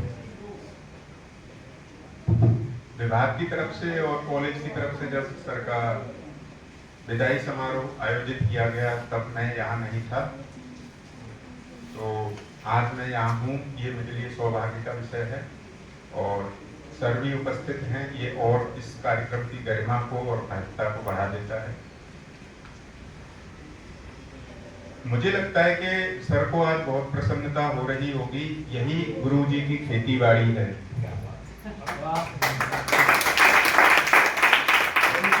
प्रेमचंद लिखते हैं कि जैसे किसान को अपनी लहलाती हुई फसल को देख करके जो सुख का अनुभव होता है, वैसा ही अनुभव उन्हें प्रोफेसर बली सिंह जैसे विद्यार्थियों को देखकर होता रहा होगा, ऐसा मैं अनुमान लगा सकता हूँ।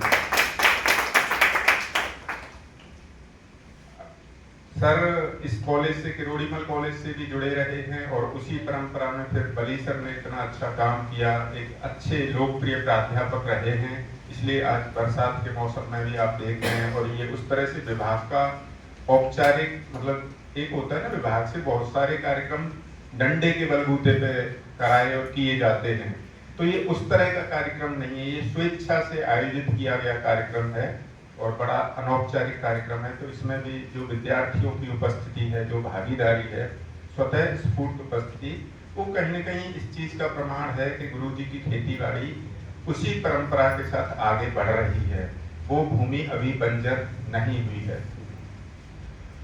बली सर से मैं जब 2006 में इस कॉलेज को ज्वाइन किया, उससे पहले मैं हिंदू कॉलेज से पढ़ा हुआ हूँ, तो वहाँ नाम बीच बीच में सुनने में सर का आता रहता था। और जैसा कि समकालीन लोगों में होता है, थोड़ा सा एक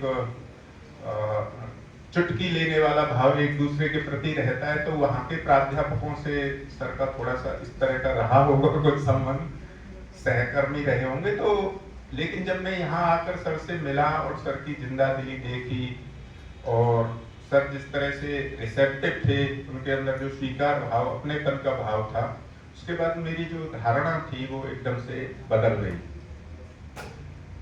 सर बहुत अच्छी कविताएं लिखते हैं। सर को कविताओं को लेकर के हम मजाक करते रहते थे कि दरअसल कविताएं रेनू मैडम लिखती हैं, खाना आप बनाते हैं, और यहाँ आकर के उल्टा बताते हैं कि कविताएं मैं लिखता हूँ, खाना रेनू ने बनाया। तो ऐसे में छेड़ता रहता था। जैसे खालिद सर बता रहे थे उसी तरह से मैं भी उन सौभाग्यशाली लोगों में से हूँ जिन्होंने सर के टिफिन का बड़ा हिस्सा और बड़े लंबे समय तक खाया है। जब जब जितने दिन में इस कॉलेज में रहा, मेरा भी थोड़ा सा पाँव में कुछ ऐसा चक्र है कि मैं इधर उधर आता जाता भटकता रहता हूँ, लेकिन फिर यहीं आ जाता हूँ। और सर के बारे में एक और है कि सर बहुत ही लहरा करके चलते हैं, लहराते हुए, और उनके बाल बड़े, हमें बालों को लेकर के हमारे जैसे लोगों को बड़ी ईर्ष्या होती है। इतनी बड़ी उनके पास संपत्ति खजाना है और हमारे पास इतने, हम इतने दरिद्र हो गए, इतनी कम आयु में दरिद्र हो गए। तो ये उनका बड़ा अच्छा सम्मोहक व्यक्तित्व है। और एक और सर प्रसंग मुझे याद आता है, शायद केवल अरोड़ा सर ने एक बार आपसे बात की थी। सर इतना बोलते हैं और तेज तेज बोलते हैं, मतलब हंसी मजाक। जैसे ही आते हैं तो पूरे स्टाफ रूम में जो हमारे टीचर्स की बैठने की जगह है उसमें पता चल जाता है कि बली सर हैं कि नहीं है। तो जब आते हैं तो उनका जो धूम धड़ाका होता है उससे, तो केवल सर ने संभवतः एक बार आपको बोला था कि बली तुम कभी चुप भी रहते हो, तो सर ने मजाक में बोला था, हाँ रहता हूँ ना क्लास में।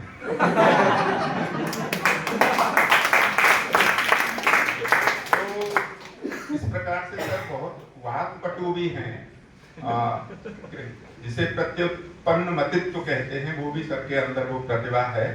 और ये देखा है कि सर बहुत ही प्रतिबद्ध प्राध्यापक हैं, अच्छे व्यक्ति हैं और स्वस्थ हैं। सबसे बड़ी आज के समय में जो सबसे बड़ी एक प्रेरणा हम प्राप्त कर सकते हैं किसी भी व्यक्ति से, ज्ञान के अलावा हम अपने दोनों गुरुओं से ये भी प्रेरणा ले सकते हैं कि किस प्रकार से स्वस्थ रहा जाए। आज हम जो बहुत तरह के संकट जिनकी तरफ खालिद सर संकेत कर रहे थे, उन सब संकटों के अलावा एक जो संकट हमें दिखता है वो कहीं ना कहीं स्वास्थ्य का भी संकट है। तो मैं अपनी युवा पीढ़ी को यही कहना चाहूँगा कि अपने स्वास्थ्य को लेकर के भी जरूर ध्यान रखें। और हेल्थ इज ट्रू वेल्थ, ये सिर्फ कहने की बात नहीं है, ये बिल्कुल सच्ची और अनुभव की हुई बात मैं अपनी बता रहा हूँ आपको। तो उस पर थोड़ा सा ध्यान दें और अपने गुरुओं से सीखें, आगे बढ़ें। और बस इतना ही मैं कहना चाहता हूँ। बहुत धन्यवाद सर। अब मैं विनय सर को मंच पर आमंत्रित करती हूँ कि वह सर के साथ कुछ स्मृतियाँ हम सभी के साथ साझा करें।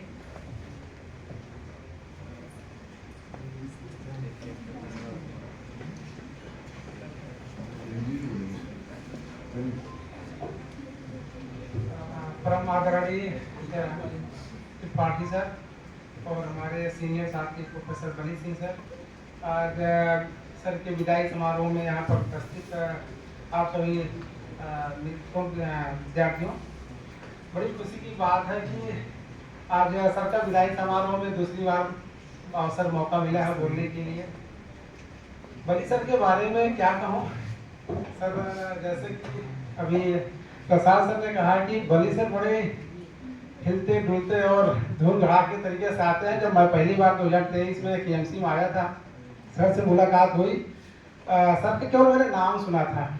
जब सर से मिला तो सर मेरे बारे में सब जानते थे, तो इन्होंने सब कुछ, मैं हंसराज में पढ़ाया हूँ या मैं क्या करता हूँ, किसका विद्यार्थी रहा हूँ, कौन सा विषय लिया हूँ, मैं बहुत हतप्रभ रहा कि सर से मैं कभी उस तरह मिल नहीं पाया, औपचारिक रूप से बातचीत नहीं हुई है। सर इतना हमारे बारे में जानते हैं, तो इस सर का एक अलग ही मतलब क्या कहें गुरु के रूप में कि सर इतना ध्यान रखते थे, इतना सर कि एक जो कलीग ज्वाइन कर रहा है कॉलेज में उसके बारे में सारी जानकारी रखना।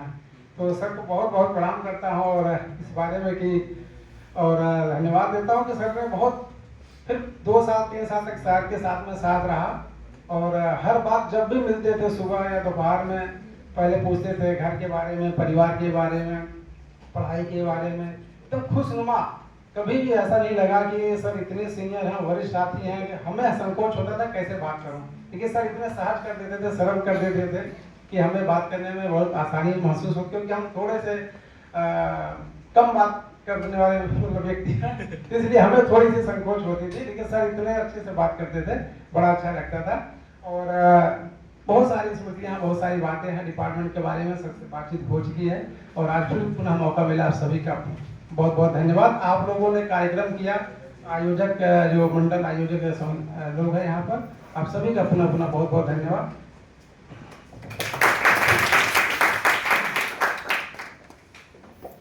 धन्यवाद सर। अब मैं मनोज सर को स्मृति साझा करने के लिए मंच पर आमंत्रित करती हूँ।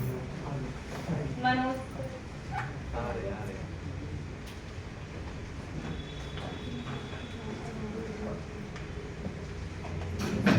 धन्यवाद। आदरणीय विश्वनाथ सर, हमारे प्रिय, हम सभी के प्रिय बली सर, रसाल सर एवं प्यारे बच्चों, सर के साथ जो रिश्ता है शायद हम उसको शब्दों में बयां नहीं कर सकते हैं। मैं हूँ, आप हो या फिर कोई और भी है, जो भी व्यक्ति सर के साथ संपर्क में रहा है, हम चाहकर भी सर के साथ जो संबंध है हमारा, उसको शब्दों में बयां नहीं कर पाएंगे, क्योंकि जहाँ तक मैं देख रहा हूँ हम लोग सब साहित्य के ही विद्यार्थी हैं और वर्तमान समय की विडंबना भी यही है कि साहित्य हम पढ़ जरूर रहे हैं लेकिन उसे अपना नहीं पा रहे हैं। और एक विडंबना ये भी है कि लेखक सब हैं, पाठक नहीं है, वक्ता सब हैं, सुनने वाले नहीं हैं। और ये भी एक अच्छी चीज है कि सर की मैं चाहूंगा कि आप जब तक रहे तब तक आपकी लेखनी चलती रहे। और लिखना उसी ही तरह है जिस तरह हमारा एक तरह से खाना खाना है। जब तक हम जिंदा रहते हैं, क्योंकि जो रचना धर्मिता होती है हर किसी को प्राप्त नहीं होती, क्योंकि इसको हम अगर देखें तो एक देवी शक्ति की तरह ही है। क्योंकि अगर हमें ये प्राप्त हुई है और हम उसे दूसरों तक पहुंचा पा रहे हैं, क्योंकि आज तो सामान आ गया चैट जीपीटी का भी, आप एक शब्द लिखते हैं तो वो दुनिया भर की रामायण लिख देता है। लिखता है नहीं लिखता है? लिखता है ना। लेकिन चाहकर भी दुनिया की कोई भी मशीन आ जाए, वो जो मनुष्य के आंतरिक भाव है, जो संवेदनाएं हैं, क्योंकि मैं पहले भी बता चुका हूं, आज फिर एक बार दोहरा देता हूं कि आज की जो सबसे बड़ी समस्या है वो यही है कि मनुष्यता समाप्त हो रही है और धीरे धीरे मनुष्य इंसान बनने की कगार पर है। और ये चीजें सर की रचनाओं में, सर की कविताओं में बखूबी देखने को मिलती है। आप लोगों ने अगर पढ़ी होंगी तो ये मिलेगी। और जो भी चिंतनशील व्यक्ति है, जो भी चिंतनशील लेखक है, वो इससे भली भांति परिचित है। एक समय था जब हमारे पूर्वज थे तो वो सारा का सारा कैलकुलेशन उंगलियों पे कर लेते थे। आज हमें जरा सा कैलकुलेशन करने के लिए कैलकुलेटर की जरूरत पड़ती है, पड़ती नहीं पड़ती है। तो इसी से अंदाजा लगा लीजिए जो आने वाला समय है, जो आपको चैट जीपीटी या एआई की ओर ले जा रहा है, ये आपकी सोचने समझने की और जो क्रिएटिव माइंड की प्रवृत्ति है उसको कहीं ना कहीं धीरे धीरे समाप्त करेगा। और ये तय है, क्योंकि जो आप अधिक से अधिक समय आज मोबाइल को दे रहे हैं, परिवार को नहीं दे पा रहे हैं, समाज को नहीं दे पा रहे हैं, दोस्तों को नहीं दे पा रहे हैं, ये समय आप जब इस उम्र में आएंगे तब आपको पता चलेगा। जब आपकी रोशनी कम हो जाएगी, आपको सुनना कम हो जाएगा, तब आपको पता चलेगा एक व्यक्ति का जो पास होना होता है, उसके बात करना होता है, वो क्या अनुभूति देता है। ठीक है, तो मैं यही कामना करूंगा कि सर एक अच्छी आयु प्राप्त करें, सर की रचना धर्मिता सदैव बनी रहे और हमारे दोनों गुरुजी का मार्गदर्शन हमें सदा यूं ही प्राप्त होता रहे। आप लोगों ने बुलाया, आप सभी लोगों का बहुत बहुत धन्यवाद।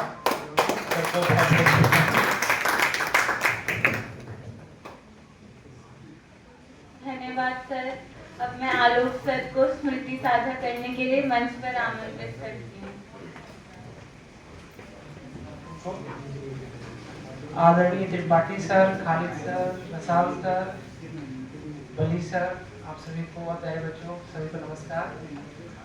सर के साथ मैं अपना अनुभव साझा करूंगा। तो सबसे पहले मुझे याद आता है जब मैं आई थिंक 2021 में आया था एडहॉक के इंटरव्यू के लिए। सर पहले सर के बारे में नहीं सुना था, बट पहली बार पता चला जब पता किया कि एचओडी कौन है, तो पता चला जो है बली सर है। तो नाम सुना बली सिंह, खतरनाक आदमी नाम है बली, जरूर ये खतरनाक हो गए। इनके पेरेंट्स ने ऐसे ही नाम नहीं रख दिया है इनका, मैं नहीं चाहूंगा इनसे बात करने के लिए।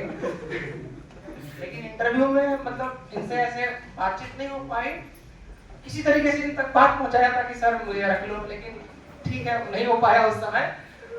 फिर मुझे पता किस्मत वापस लौट कर आई और मैं यहीं पर परमानेंट हो गया। तो सर से जब हिंदी विभाग में मुलाकात हुई, बातचीत शुरू हो गई, तब पता चला ये नाम के तो बिल्कुल विपरीत है। नाम जो बली सिंह है, लेकिन बिल्कुल जो है इतने सहृदय व्यक्तित्व के मैंने बहुत कम ही देखा है ऐसा व्यक्ति। हंसमुख, जैसा कि सबने आपको पता ही है, इतने हंसमुख हैं कि डिपार्टमेंट में आ जाए तो बस इनके ठहाके। और हम लोग का एक कैरम एसोसिएशन है, हम लोग क्लास के बाद कैरम खेलते हैं, तो सर भी हमारे कैरम एसोसिएशन के पार्ट थे। तो जो है ना, जैसे वो आपने मुन्ना भाई एमबीबीएस में देखा होगा कि रानी तो पप्पा की ही होगी, ऐसे ही जो है ये क्वीन के पीछे पड़े रहते हैं और बस नजर टिकाए बस अब क्वीन।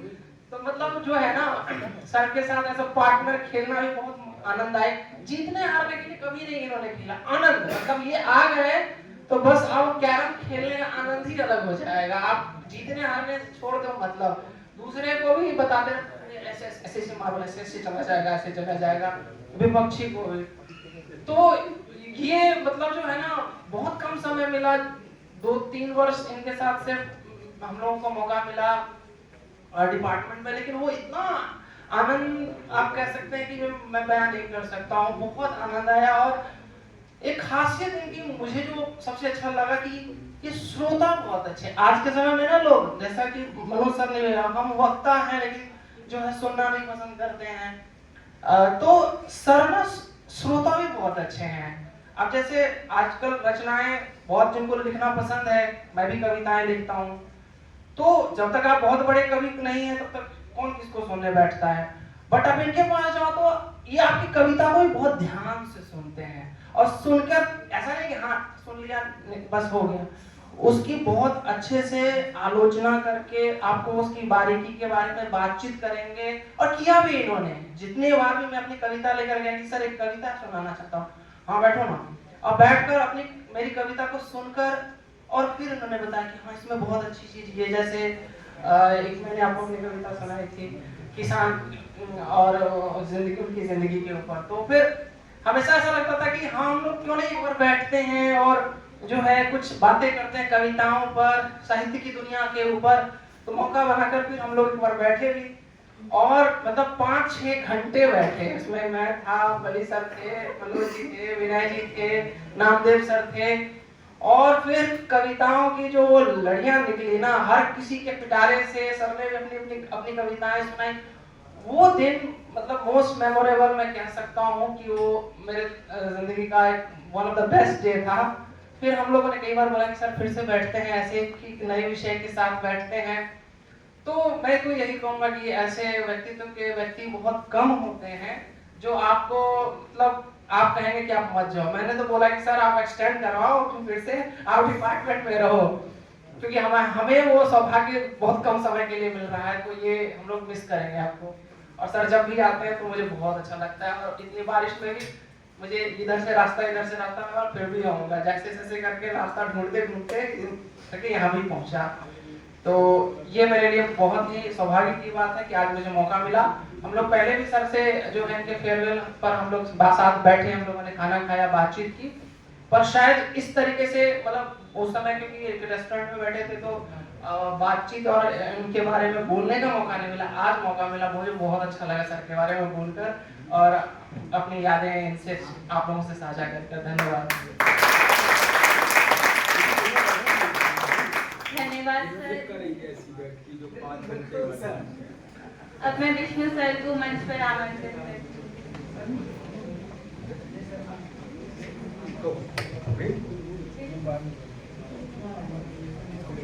विष्णु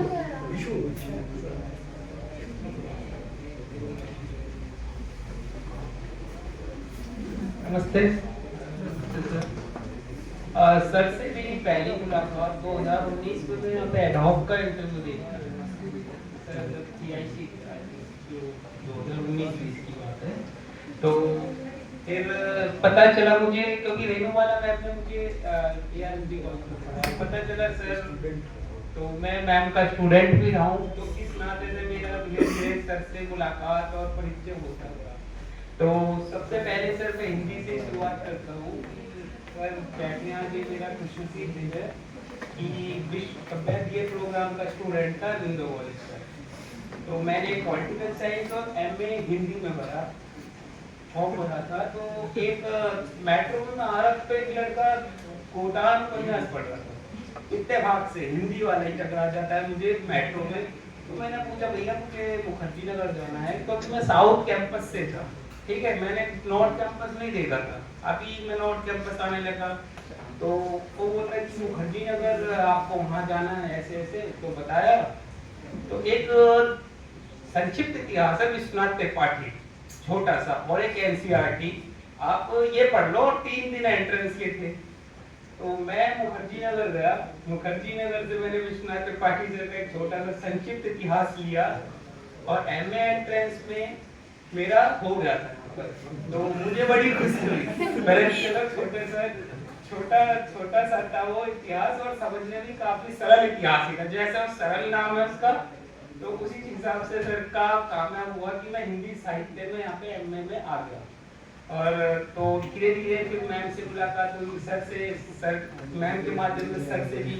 तो धीरे धीरे फिर सर पढ़ के सर जब भी मैं कोई भी एंटर देता हूँ तो आपका इतिहास जरूर पढ़ता हूँ, क्योंकि शुरुआत है, क्योंकि JRF में भी सबसे पहले मुझे मैं ये प्रोग्राम कर रहा था सर, पूर्ण पीठिका बनाने के लिए आपका जो भी कंटेंट है, कंसेप्ट है, तो मैं सबसे पहले यही लेता हूँ। तो सर दोनों बार हरियाणा PCS भी निकाला, हरियाणा में HPSC, लेकिन थोड़ा सा इंटरव्यू और परसुइंग PhD के कारण कहीं ना कहीं मेरा हो नहीं पाया। तो ये दोनों बार तो कहने का अर्थ यही है सर कि सबसे पहले आपका सर्वोपरि इतिहास रखूं मैं, ठीक है? जी जी, तो फिर तो सर यही है कि हिंदी साहित्य का मेरा इसी तरीके से झुकाव हुआ कि सर का इतिहास पढ़ा, फिर धीरे धीरे अब JRF हो गया सर, फिर PhD में भी सर, एंट्रेंस में भी मैं बताऊं आपको, एंट्रेंस जब मेरा हुआ था DU का, सत्यकाम बिल्डिंग है यहाँ पे DU में, लंबी लाइन लगी हुई थी सर। मैं देख रहा हूँ मैंने कैसे एंट्रेंस हो गया, इतनी लंबी लाइन लगी हुई है मैंने, लेकिन मैं सर हमेशा पढ़ के आता था। आपका पेज पहला है, मैं सर झूठ नहीं बोल रहा, सबसे पहला मैं यही इतिहास पढ़ता हूँ आप वाला। तो उसी के हिसाब से सर मैं एंट्रेंस में सर टॉप 5 में, और PhD एंट्रेंस टॉप 5 में मेरा एडमिशन हुआ ना पर। तो 2 ही सीट थी अपनी कैटेगरी में, तो उसी के हिसाब से तो आगे सर बली सर पर आ जाता हूँ मैं, थोड़ा सर जो शिष्य है उन पर भी बातचीत होनी चाहिए। तो सर का सर जो सबसे पहले मैं आपसे मिला था, मैं सर जो रसाल सर ने बोला कि आगे आपको स्वास्थ्य के प्रति भी सचेत रहना है अभी नई जनरेशन को। तो जिस तरीके से आपका स्वास्थ्य और ये जो बॉडी, उससे मैं बहुत काफी प्रभावित हुआ कि भाई देखो सर अभी जब आप लगभग 60 साल के रहे होगे, 60 साल में आपकी जो फिटनेस थी, मैं तो सर बिल्कुल मैं यही कि मैं 60 साल में भी फिटनेस और इस टाइम में कि बच्चे JRF के टाइम में और PhD टाइम में अपनी बॉडी लैंग्वेज इतनी खराब कर लेते हैं कि आगे जाके किस तरीके से उनका जीवन चलेगा। मैं बताऊंगा स्वास्थ्य कैसे की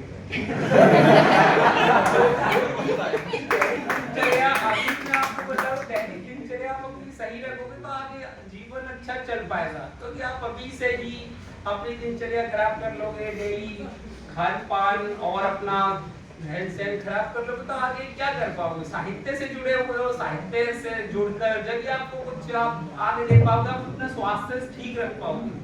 ठीक है, सबसे पहले आप स्वास्थ्य को ठीक रखो, जब भी आप कुछ दे पाओगे समाज को, ठीक है।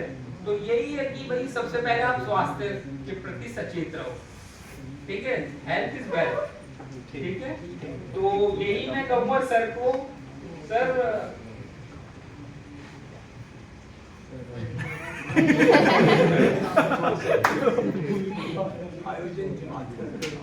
और दूसरा सर का जो एक प्रवृत्ति है कि लोकतांत्रिक प्रवृत्ति है सर, अपनी बात से ज्यादा जो सामने वाला है उसकी सुन के फिर अपने विचार रखते हैं। तो इस तरीके का कोई ऐसा नहीं है कि सर एक प्रोफेसर है दिल्ली विश्वविद्यालय में, वो भी क्रोडिमल कॉलेज में, तो मुझे नहीं लगा कि सर से कभी मैं इस तरीके जैसे बात करता हूँ कि प्रोफेसर है, ठीक है, एज ए ही टीचर जैसे कि बराबर के हो। और जो भी अभी भी सर आए थे आपने देखा होगा आपस में ऐसे ही बात कर रहे हैं जैसे कि अभी प्रोफेसर रिटायर हो गए हैं और बच्चों से ऐसी लोकतांत्रिक प्रवृत्ति हो गई कि भाई सबकी बात सुनना, हाय हेलो, तो वो सर एक बहुत बड़ी सर की प्रवृत्ति है।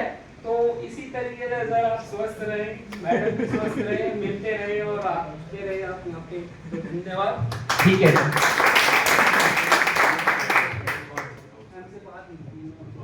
धन्यवाद सर।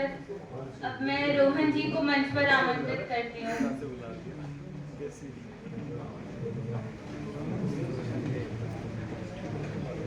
सभी को नमस्कार।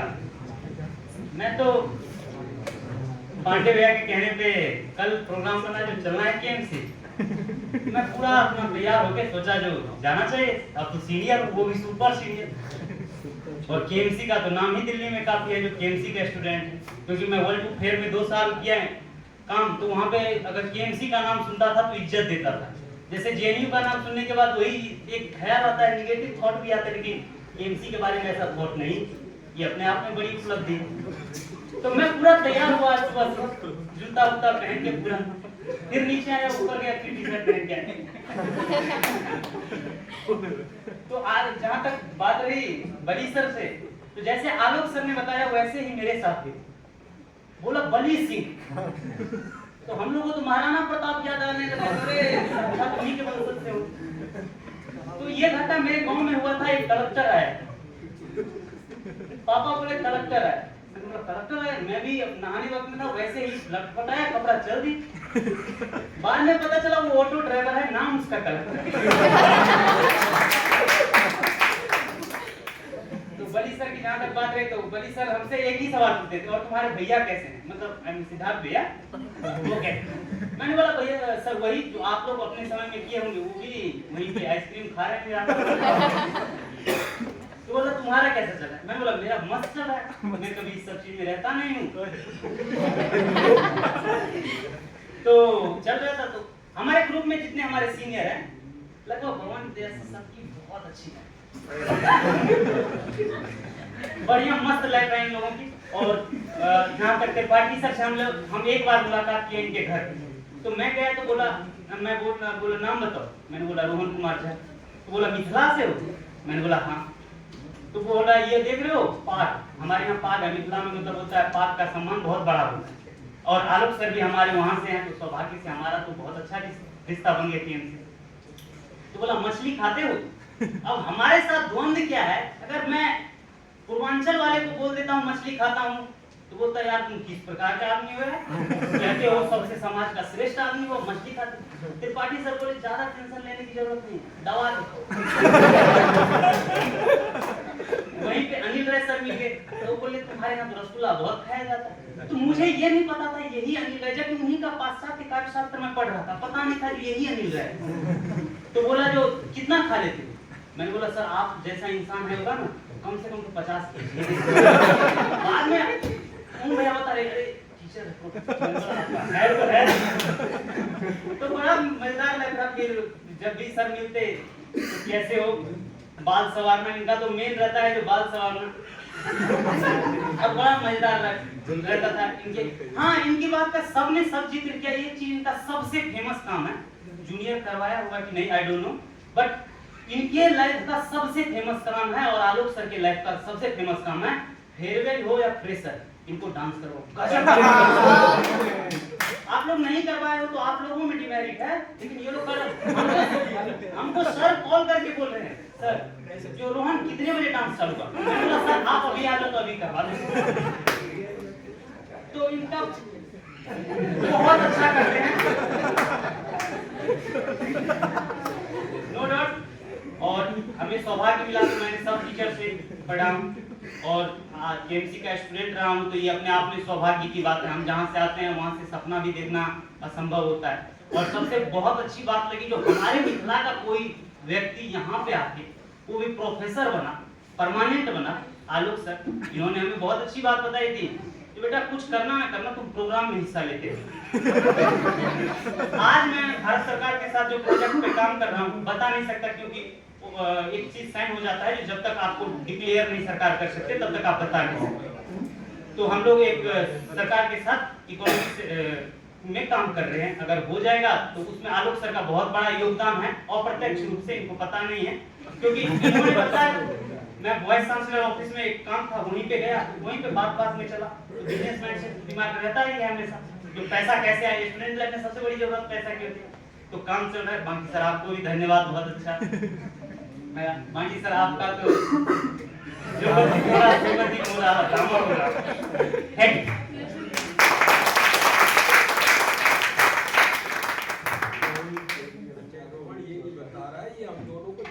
खींच के ले गया।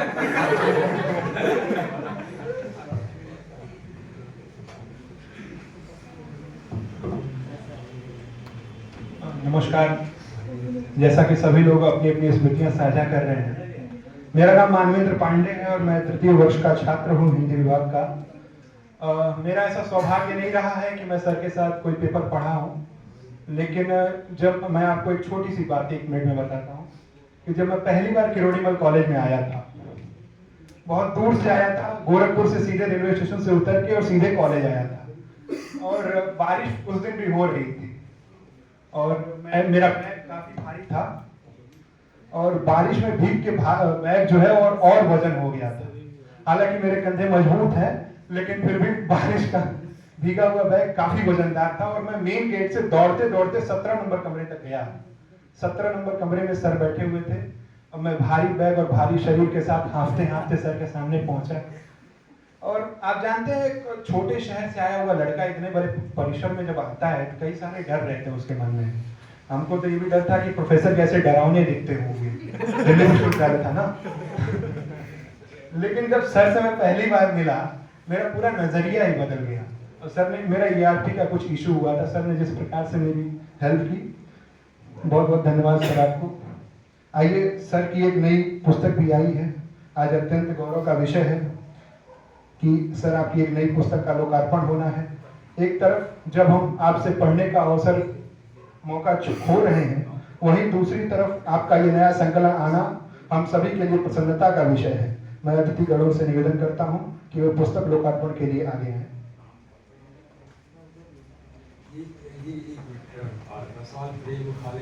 आप लोग आ जाओ कि प्रत्येक काम में, लेकिन आप भी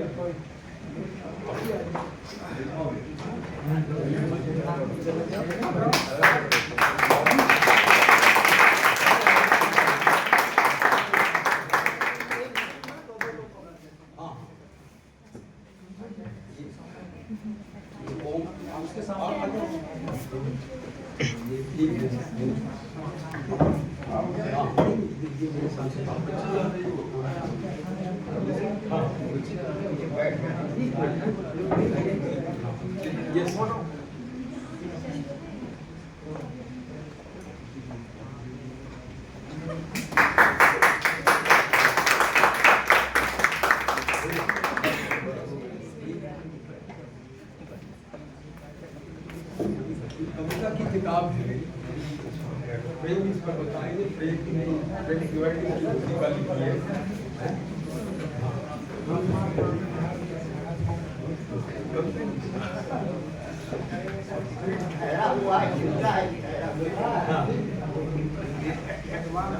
ठहरा हुआ वर्तमान।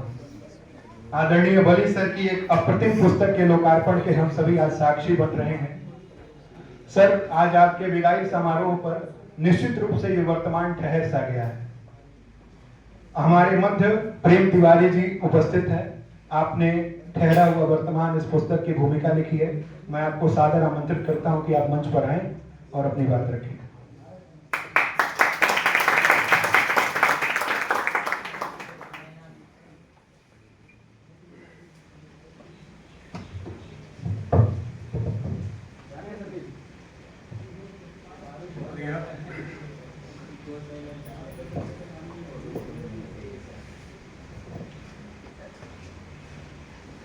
मंच पर उपस्थित आदरणीय विश्वनाथ त्रिपाठी जी, मेरे मित्र भली सिंह जी, खालिद अशरफ साहब, प्रसाद सिंह जी और इस सभागार में उपस्थित साहित्यानुरागी मित्र, विद्यार्थी और शिक्षक। मैं बहुत देर से बैठा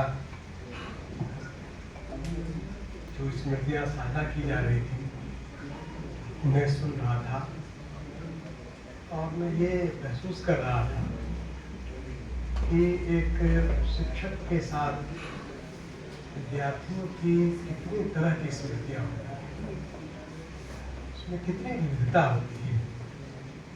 शिक्षक एक होता है और उससे अलग अलग सीख लेते हैं विद्यार्थी। तो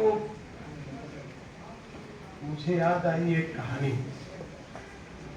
जिसमें एक पिता है और उसके 11 पुत्र हैं, 11 संतान हैं।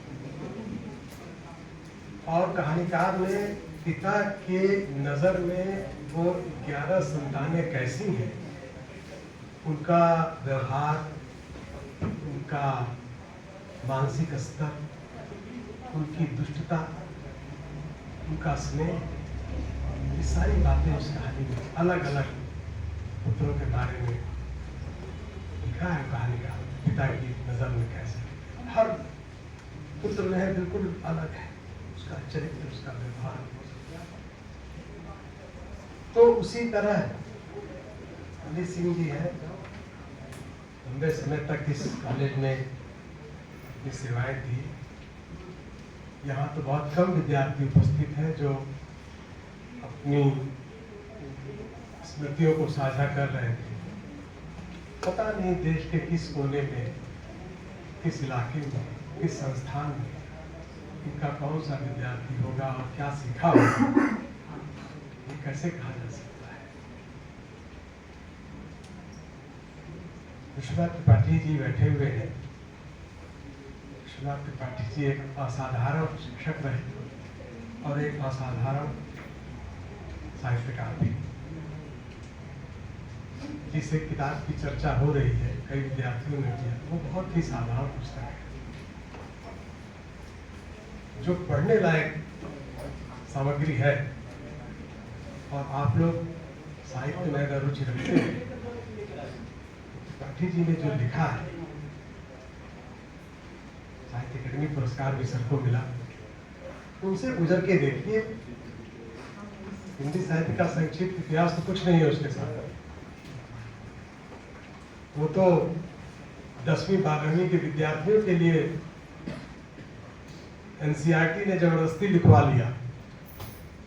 लेकिन जो अपनी इच्छा और अपनी प्रतिभा से जो रचनाएं की हैं त्रिपाठी जी, वो आपके मानस को, आपके चरित्र को, आपकी मेधा को बदल देने वाले हैं। जो प्रगतिशील चेतना, जो तार्किकता, जो बौद्धिकता, जो समझ समाज, संस्कृति, राष्ट्र, देश, राजनीति की बनाती हैं इनकी किताबें, उन किताबों से गुजरिए आप, उन किताबों को पढ़िए, तब पता चलेगा कितने असाधारण व्यक्ति के सामने आप लोग बैठे हुए हैं। उन्हीं के शिष्य हैं भली सिंह जी। भली सिंह जी भी बहुत असाधारण व्यक्ति हैं। आप लोगों को मालूम नहीं कि केवल दिल्ली नहीं, देश के और हिंदी प्रदेशों के तमाम शहरों में भली सिंह जी को लोग जानते हैं, एक रचनाकार के रूप में, एक कवि के रूप में, लेखक के रूप में। बड़ी ख्याति है। कभी आपको मौका मिलेगा मध्य प्रदेश के किसी विश्वविद्यालय या किसी साहित्यिक गोष्ठी में, और आप बताएंगे कि आप दिल्ली के किरोड़ीमल कॉलेज के हैं, तो लोग पूछेंगे कि भली सिंह को जानते हो कि नहीं। तब पता चलेगा कि भली सिंह जी कैसे रचनाकार रहे हैं, कैसे बिकते हैं। ये ठहरा हुआ वर्तमान बलि सिंह जी का तीसरा काव्य संकलन है। इसकी भूमिका मैंने लिखी और बहुत ही जल्दबाजी में लिखी। कम वक्त था। जनवादी लेखक संघ के बलि सिंह जी कार्यकारी अध्यक्ष हैं और मैं दिल्ली राज्य का सचिव हूँ। इस नाते एक अलग तरह का संबंध मेरे और बलि सिंह जी के बीच है। जब दिल्ली राज्य का सम्मेलन हो रहा था उसी समय इस पुस्तक की छपाई भी चल रही थी और बलि सिंह जी ने मुझसे कहा कि इसकी भूमिका लिखनी है आपको। तो उसमें से समय काट कर जो तैयारी का समय था सम्मेलन की, उसमें से समय निकाल के कुछ घंटों में मैंने रात में ये भूमिका लिखी। इसलिए इसमें अगर कोई दोष या त्रुटि हो तो आप ये मान के चलिए कि इसमें मेरा कोई दोष नहीं है। ये समय के कम होने के कारण ऐसा हो सका। कुछ शब्द गलत इसमें छप गए हैं, इसलिए शिक्षक के रूप में जो आप लोगों ने साझा किया वो बड़ा दिलचस्प लगा मुझे। मुझे बड़ी खुशी है कि इतने सारे विद्यार्थियों ने अपने शिक्षक के बारे में इतनी अच्छी अच्छी बातें बहुत खुल के की। कोई संकोच नहीं कि हम एक प्रोफेसर के बारे में कोई बात कह रहे हैं। यही सिखाया है बलि सिंह जी ने हमें।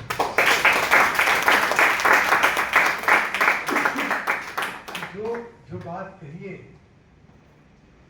वो स्वाधीन होते कहिए, किसी भय से नहीं, किसी डर से नहीं, बल्कि आप अपने मन से अपने दिल से जो महसूस कर रहे हैं, जो आपको लग रहा है, वही बात कहिए। नहीं तो बात बनावटी हो जाएगी। इस संकलन में जो कविताएं मैंने पढ़ी वो इसी तरह की कविता है, हृदय से निकली हुई, मन से निकली हुई। और खास बात ये कि बलि सिंह एक ऐसे कवि हैं जिनका ऑब्जर्वेशन बहुत अद्भुत है। किसी चीज को जैसे मेरे जैसे साधारण लोग देखते हैं, बलि सिंह जी उसी चीज को एक अलग दृष्टिकोण, एक अलग आंख से देखते हैं और वो देखा हुआ ही कविता बन जाता है। कविता में बात ढल जाती है। कुछ एक या दो कविताएं मैं इजाजत चाहूंगा अपने पाठक जी से कि मैं पढ़ के आपको कविताएं सुनाऊं जिसमें वो बात मुझे दिखाई देती है।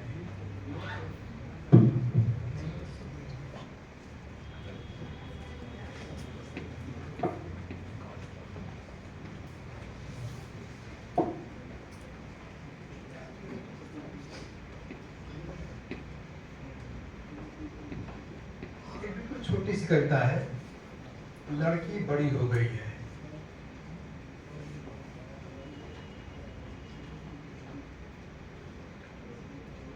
लड़की बड़ी हो रही है और डर भी रही है। लड़की बड़ी हो रही है और डर भी रही है। लड़की बड़ी हो गई है और अब डर भी नहीं रही है। लड़की बड़ी हो गई है और अब डर भी नहीं रही है। बहुत समय लगा उसे बड़ी होने में।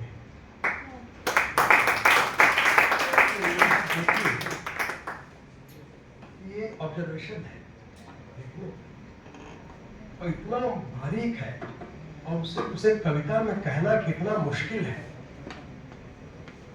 7 पंक्तियां हैं छोटी छोटी, और ये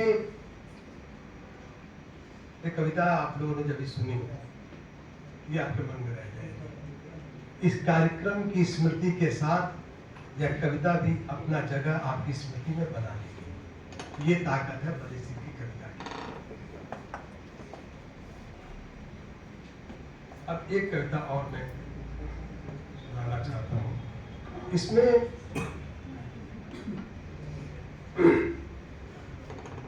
पहाड़ पर, समुद्र पर, प्रकृति पर, मानवीय संबंधों पर, और सबसे ज्यादा कविता सत्ता को लेकर है। पावर है, स्टेट पावर जिसको कहते हैं, कुचल देती है, जिससे आज जंतर मंतर पे जंजीर लड़ रहा है। उसके विरोध में और उस जंजीर की लड़ाई और उनके जो भाग है उसके पक्ष में करता है खड़ी होती। ये बड़ा साहस का काम है इस समय इस तरह की कविताएं लिखना। बहुत से लोग अपने कलमों की नोकें तोड़ दिए हैं और नई कलमें खरीद ली हैं तारीफ करने वाली। बली सिंह उसी पुरानी कलम से लिख रहे हैं जो जमाती लेखक संघ ने 1994 में की थी। जज्बात को बढ़ाने वाला, प्रगतिशीलता को बढ़ाने वाला, अंधविश्वास को दूर करने वाला, वैज्ञानिक चेतना पैदा करने वाला, लोकतांत्रिक बनाने वाला, नई रोशनी दिखाने वाला। इसी वक्ता ने यहाँ ये बात कही, वो मैं उससे इत्तेफाक नहीं रखता हूँ कि हम उंगलियों पर गिने, कोई जरूरत नहीं है। विज्ञान और तकनीक के साथ बढ़ना चाहिए। अगर पहले के जमाने के कैलकुलेशन छोटे थे, पहले 50 पैसे मजदूरी की बात अभी खालिद साहब ने की। जब मजदूरी 1000 रुपए होगा तो कैलकुलेशन बड़ा होगा, वो उंगली पर नहीं गिना जाएगा। कोई भी टेक्नोलॉजी किसी समाज में, कोई भी वैज्ञानिक तरक्की किसी समाज में इसलिए नहीं आती कि आदमी को कमतर करती है, आदमी की ताकत को बढ़ाने वाली। केवल हम नंबरों को याद कर लें, चंद नंबरों को, ये कोई सलाहियत नहीं है किसी आदमी को। पहले संपर्क होते थे 5 या 10 लोगों से, हजारों लाखों लोग हैं आपके संपर्क में। आप देखिए फेसबुक पर कितने फ्रेंड आपके हैं, 16 हजार फ्रेंड होते हैं, कहीं के 50,000 फ्रेंड होते हैं। ऐसे मित्रों की तो कोई कल्पना भी कभी नहीं कर सकता। तो इसमें अद्भुत कविताएं हैं, बहुत समुद्र के रूप और महाछोड़। इसमें जो कविता मैं ढूंढ रहा हूँ मिल जाए तो बहुत अच्छा है, और नहीं तो कोई दूसरी कविता ही सुना दूंगा मैं। वो पत्ते वाली जो कविता थी,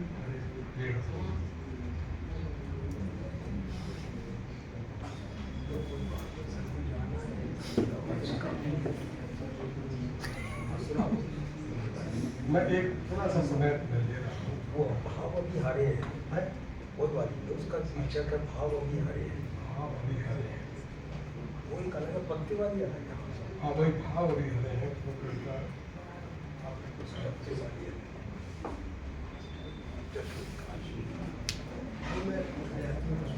103 पेज पर 103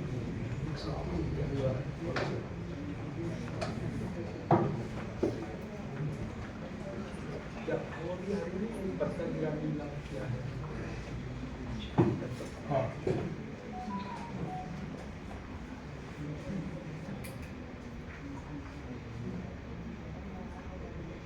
भाव अभी हरे हैं। अक्सर भाव के बारे में कहा जाता है, भाव हरे होते हैं, यहाँ भाव अभी हरे हैं। एक करते हैं शब्दों से, नया अर्थ पैदा करते हैं पुराने शब्द। देखो लग रहा है ना कि ये सूख गया है, पर ये पूरी तरह से सूखा नहीं है, गीला है भीतर से।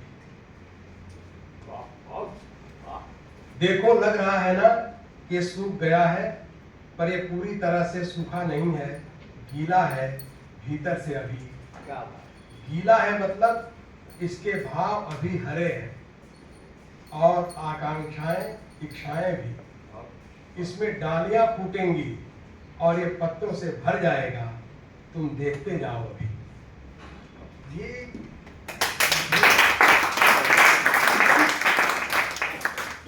ये कविता इस ठहरे हुए वर्तमान की कविता है कि यह जो ठहरा हुआ वर्तमान है, ये ठहरा हुआ दिख रहा है, लेकिन इसके भीतर एक गतिशीलता है। ऐसा नहीं कि कभी बांध रहा है कि अब सब कुछ समाप्त हो गया और पलायन की तरफ रुख कर दिया, ऐसा नहीं। ये ऊपर से दिखता हुआ जो वर्तमान ठहरा हुआ दिखाई दे रहा है, इसके भीतर एक जबरदस्त एक गति है, लहर है, एक आंधी है। और ये जो दिख रहा है ऊपर से, जो कविता में सूखा, सूखा नहीं है, उसके भाव भी हरे हैं और उसमें से फूटेंगी डालियां। तो ज्यादा वक्त नहीं है, पार्टी सबको जाना है, तो मैं यहीं अपने वाणी को ध्यान देता हूँ। आप लोगों का बहुत बहुत शुक्रिया।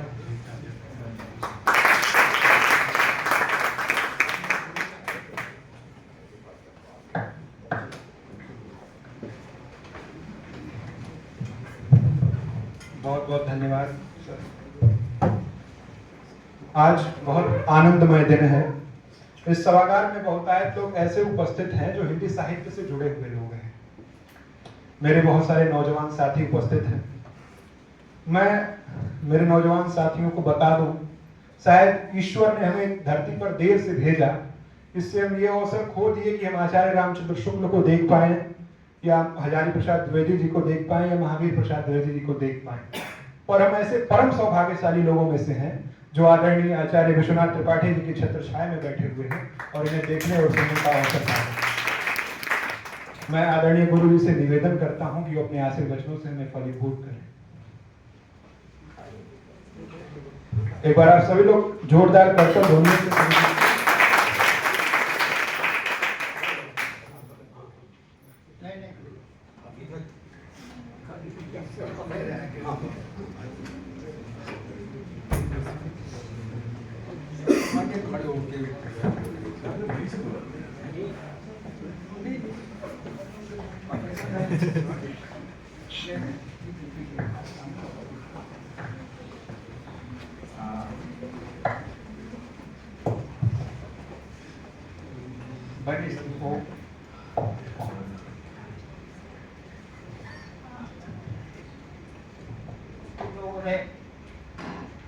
मुझे गुरु कहकर बहुत बार कही, अब मैं तुमको अपने गुरु बना सकता हूं। बड़ी दिक्कत ये है कि बड़ी सिंह को देख करके मुझे निराला की कुछ कविताएं, पंक्तियां याद आती हैं। बड़ी मशहूर कविता थी और मशहूर कविता रहा, बड़ी अच्छी कविता है। निराला की कविता है, कहना काफी है। जैसे हम हैं वैसे ही रहें, जैसे हम हैं वैसे ही रहें, लिए हाथ एक दूसरे का, अतिशय सुख के सागर में रहें। जैसे हम हैं वैसे ही रहें। वहां पर एक अरिष्ट प्रणय देख रहा है हमको निर्भय, दोनों उसकी दृढ़ लहरें सहें। हम जैसे हम हैं वैसे ही रहें। अगर क्लास होता और मैं पढ़ाता तो बड़ी देर तक पढ़ाता, बड़े सिंह होते तो मुझसे बेहतर पढ़ाते। और जब बड़ी सिंह के बारे में सुनता हूँ और बड़ी सिंह को देखता हूँ तो मुझे लगता है कि मेरा जीवन व्यर्थ नहीं गया। कुछ तो ऐसा मैंने किया कि बड़ी सिंह जैसा उनको क्लास में पढ़ाया गया था। अच्छा, तो जैसे मैंने बड़ी सिंह को क्लास में पढ़ाया और जिसकी इतनी चर्चा हो रही है, ये सब बड़ी सिंह की चर्चा नहीं हो रही थी, ये सब मेरी चर्चा हो रही थी। और यो सब न बड़ी सिंह की चर्चा हो रही थी, न विश्वनाथ त्रिपाठी की चर्चा हो रही थी, क्षमा करना, वो सब चर्चा मेरे गुरु आचार्य द्विवेदी जी की हो रही थी। रामचंद्र शुक्ल की हो रही थी, हिंदी साहित्य की हो रही थी।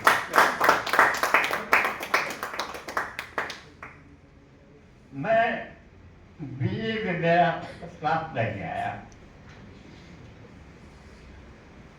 तो इतनी शर्म आई कि मैं कानपुर से भाग करके सीधे पता नहीं किस तरह यहाँ से। और एक बात तो मैं बताता हूँ, अगर जीवन में असफलताएं जो मिलती हैं वो सफलता का रास्ता दिखाती हैं। मुझे अगर बीए में सेकंड डिवीजन ना आता, फर्स्ट क्लास आता था, तो मैं तो रह जाता, वंचित रह जाता। उसी पता नहीं किस तरह मैं डिग्री कर पाता।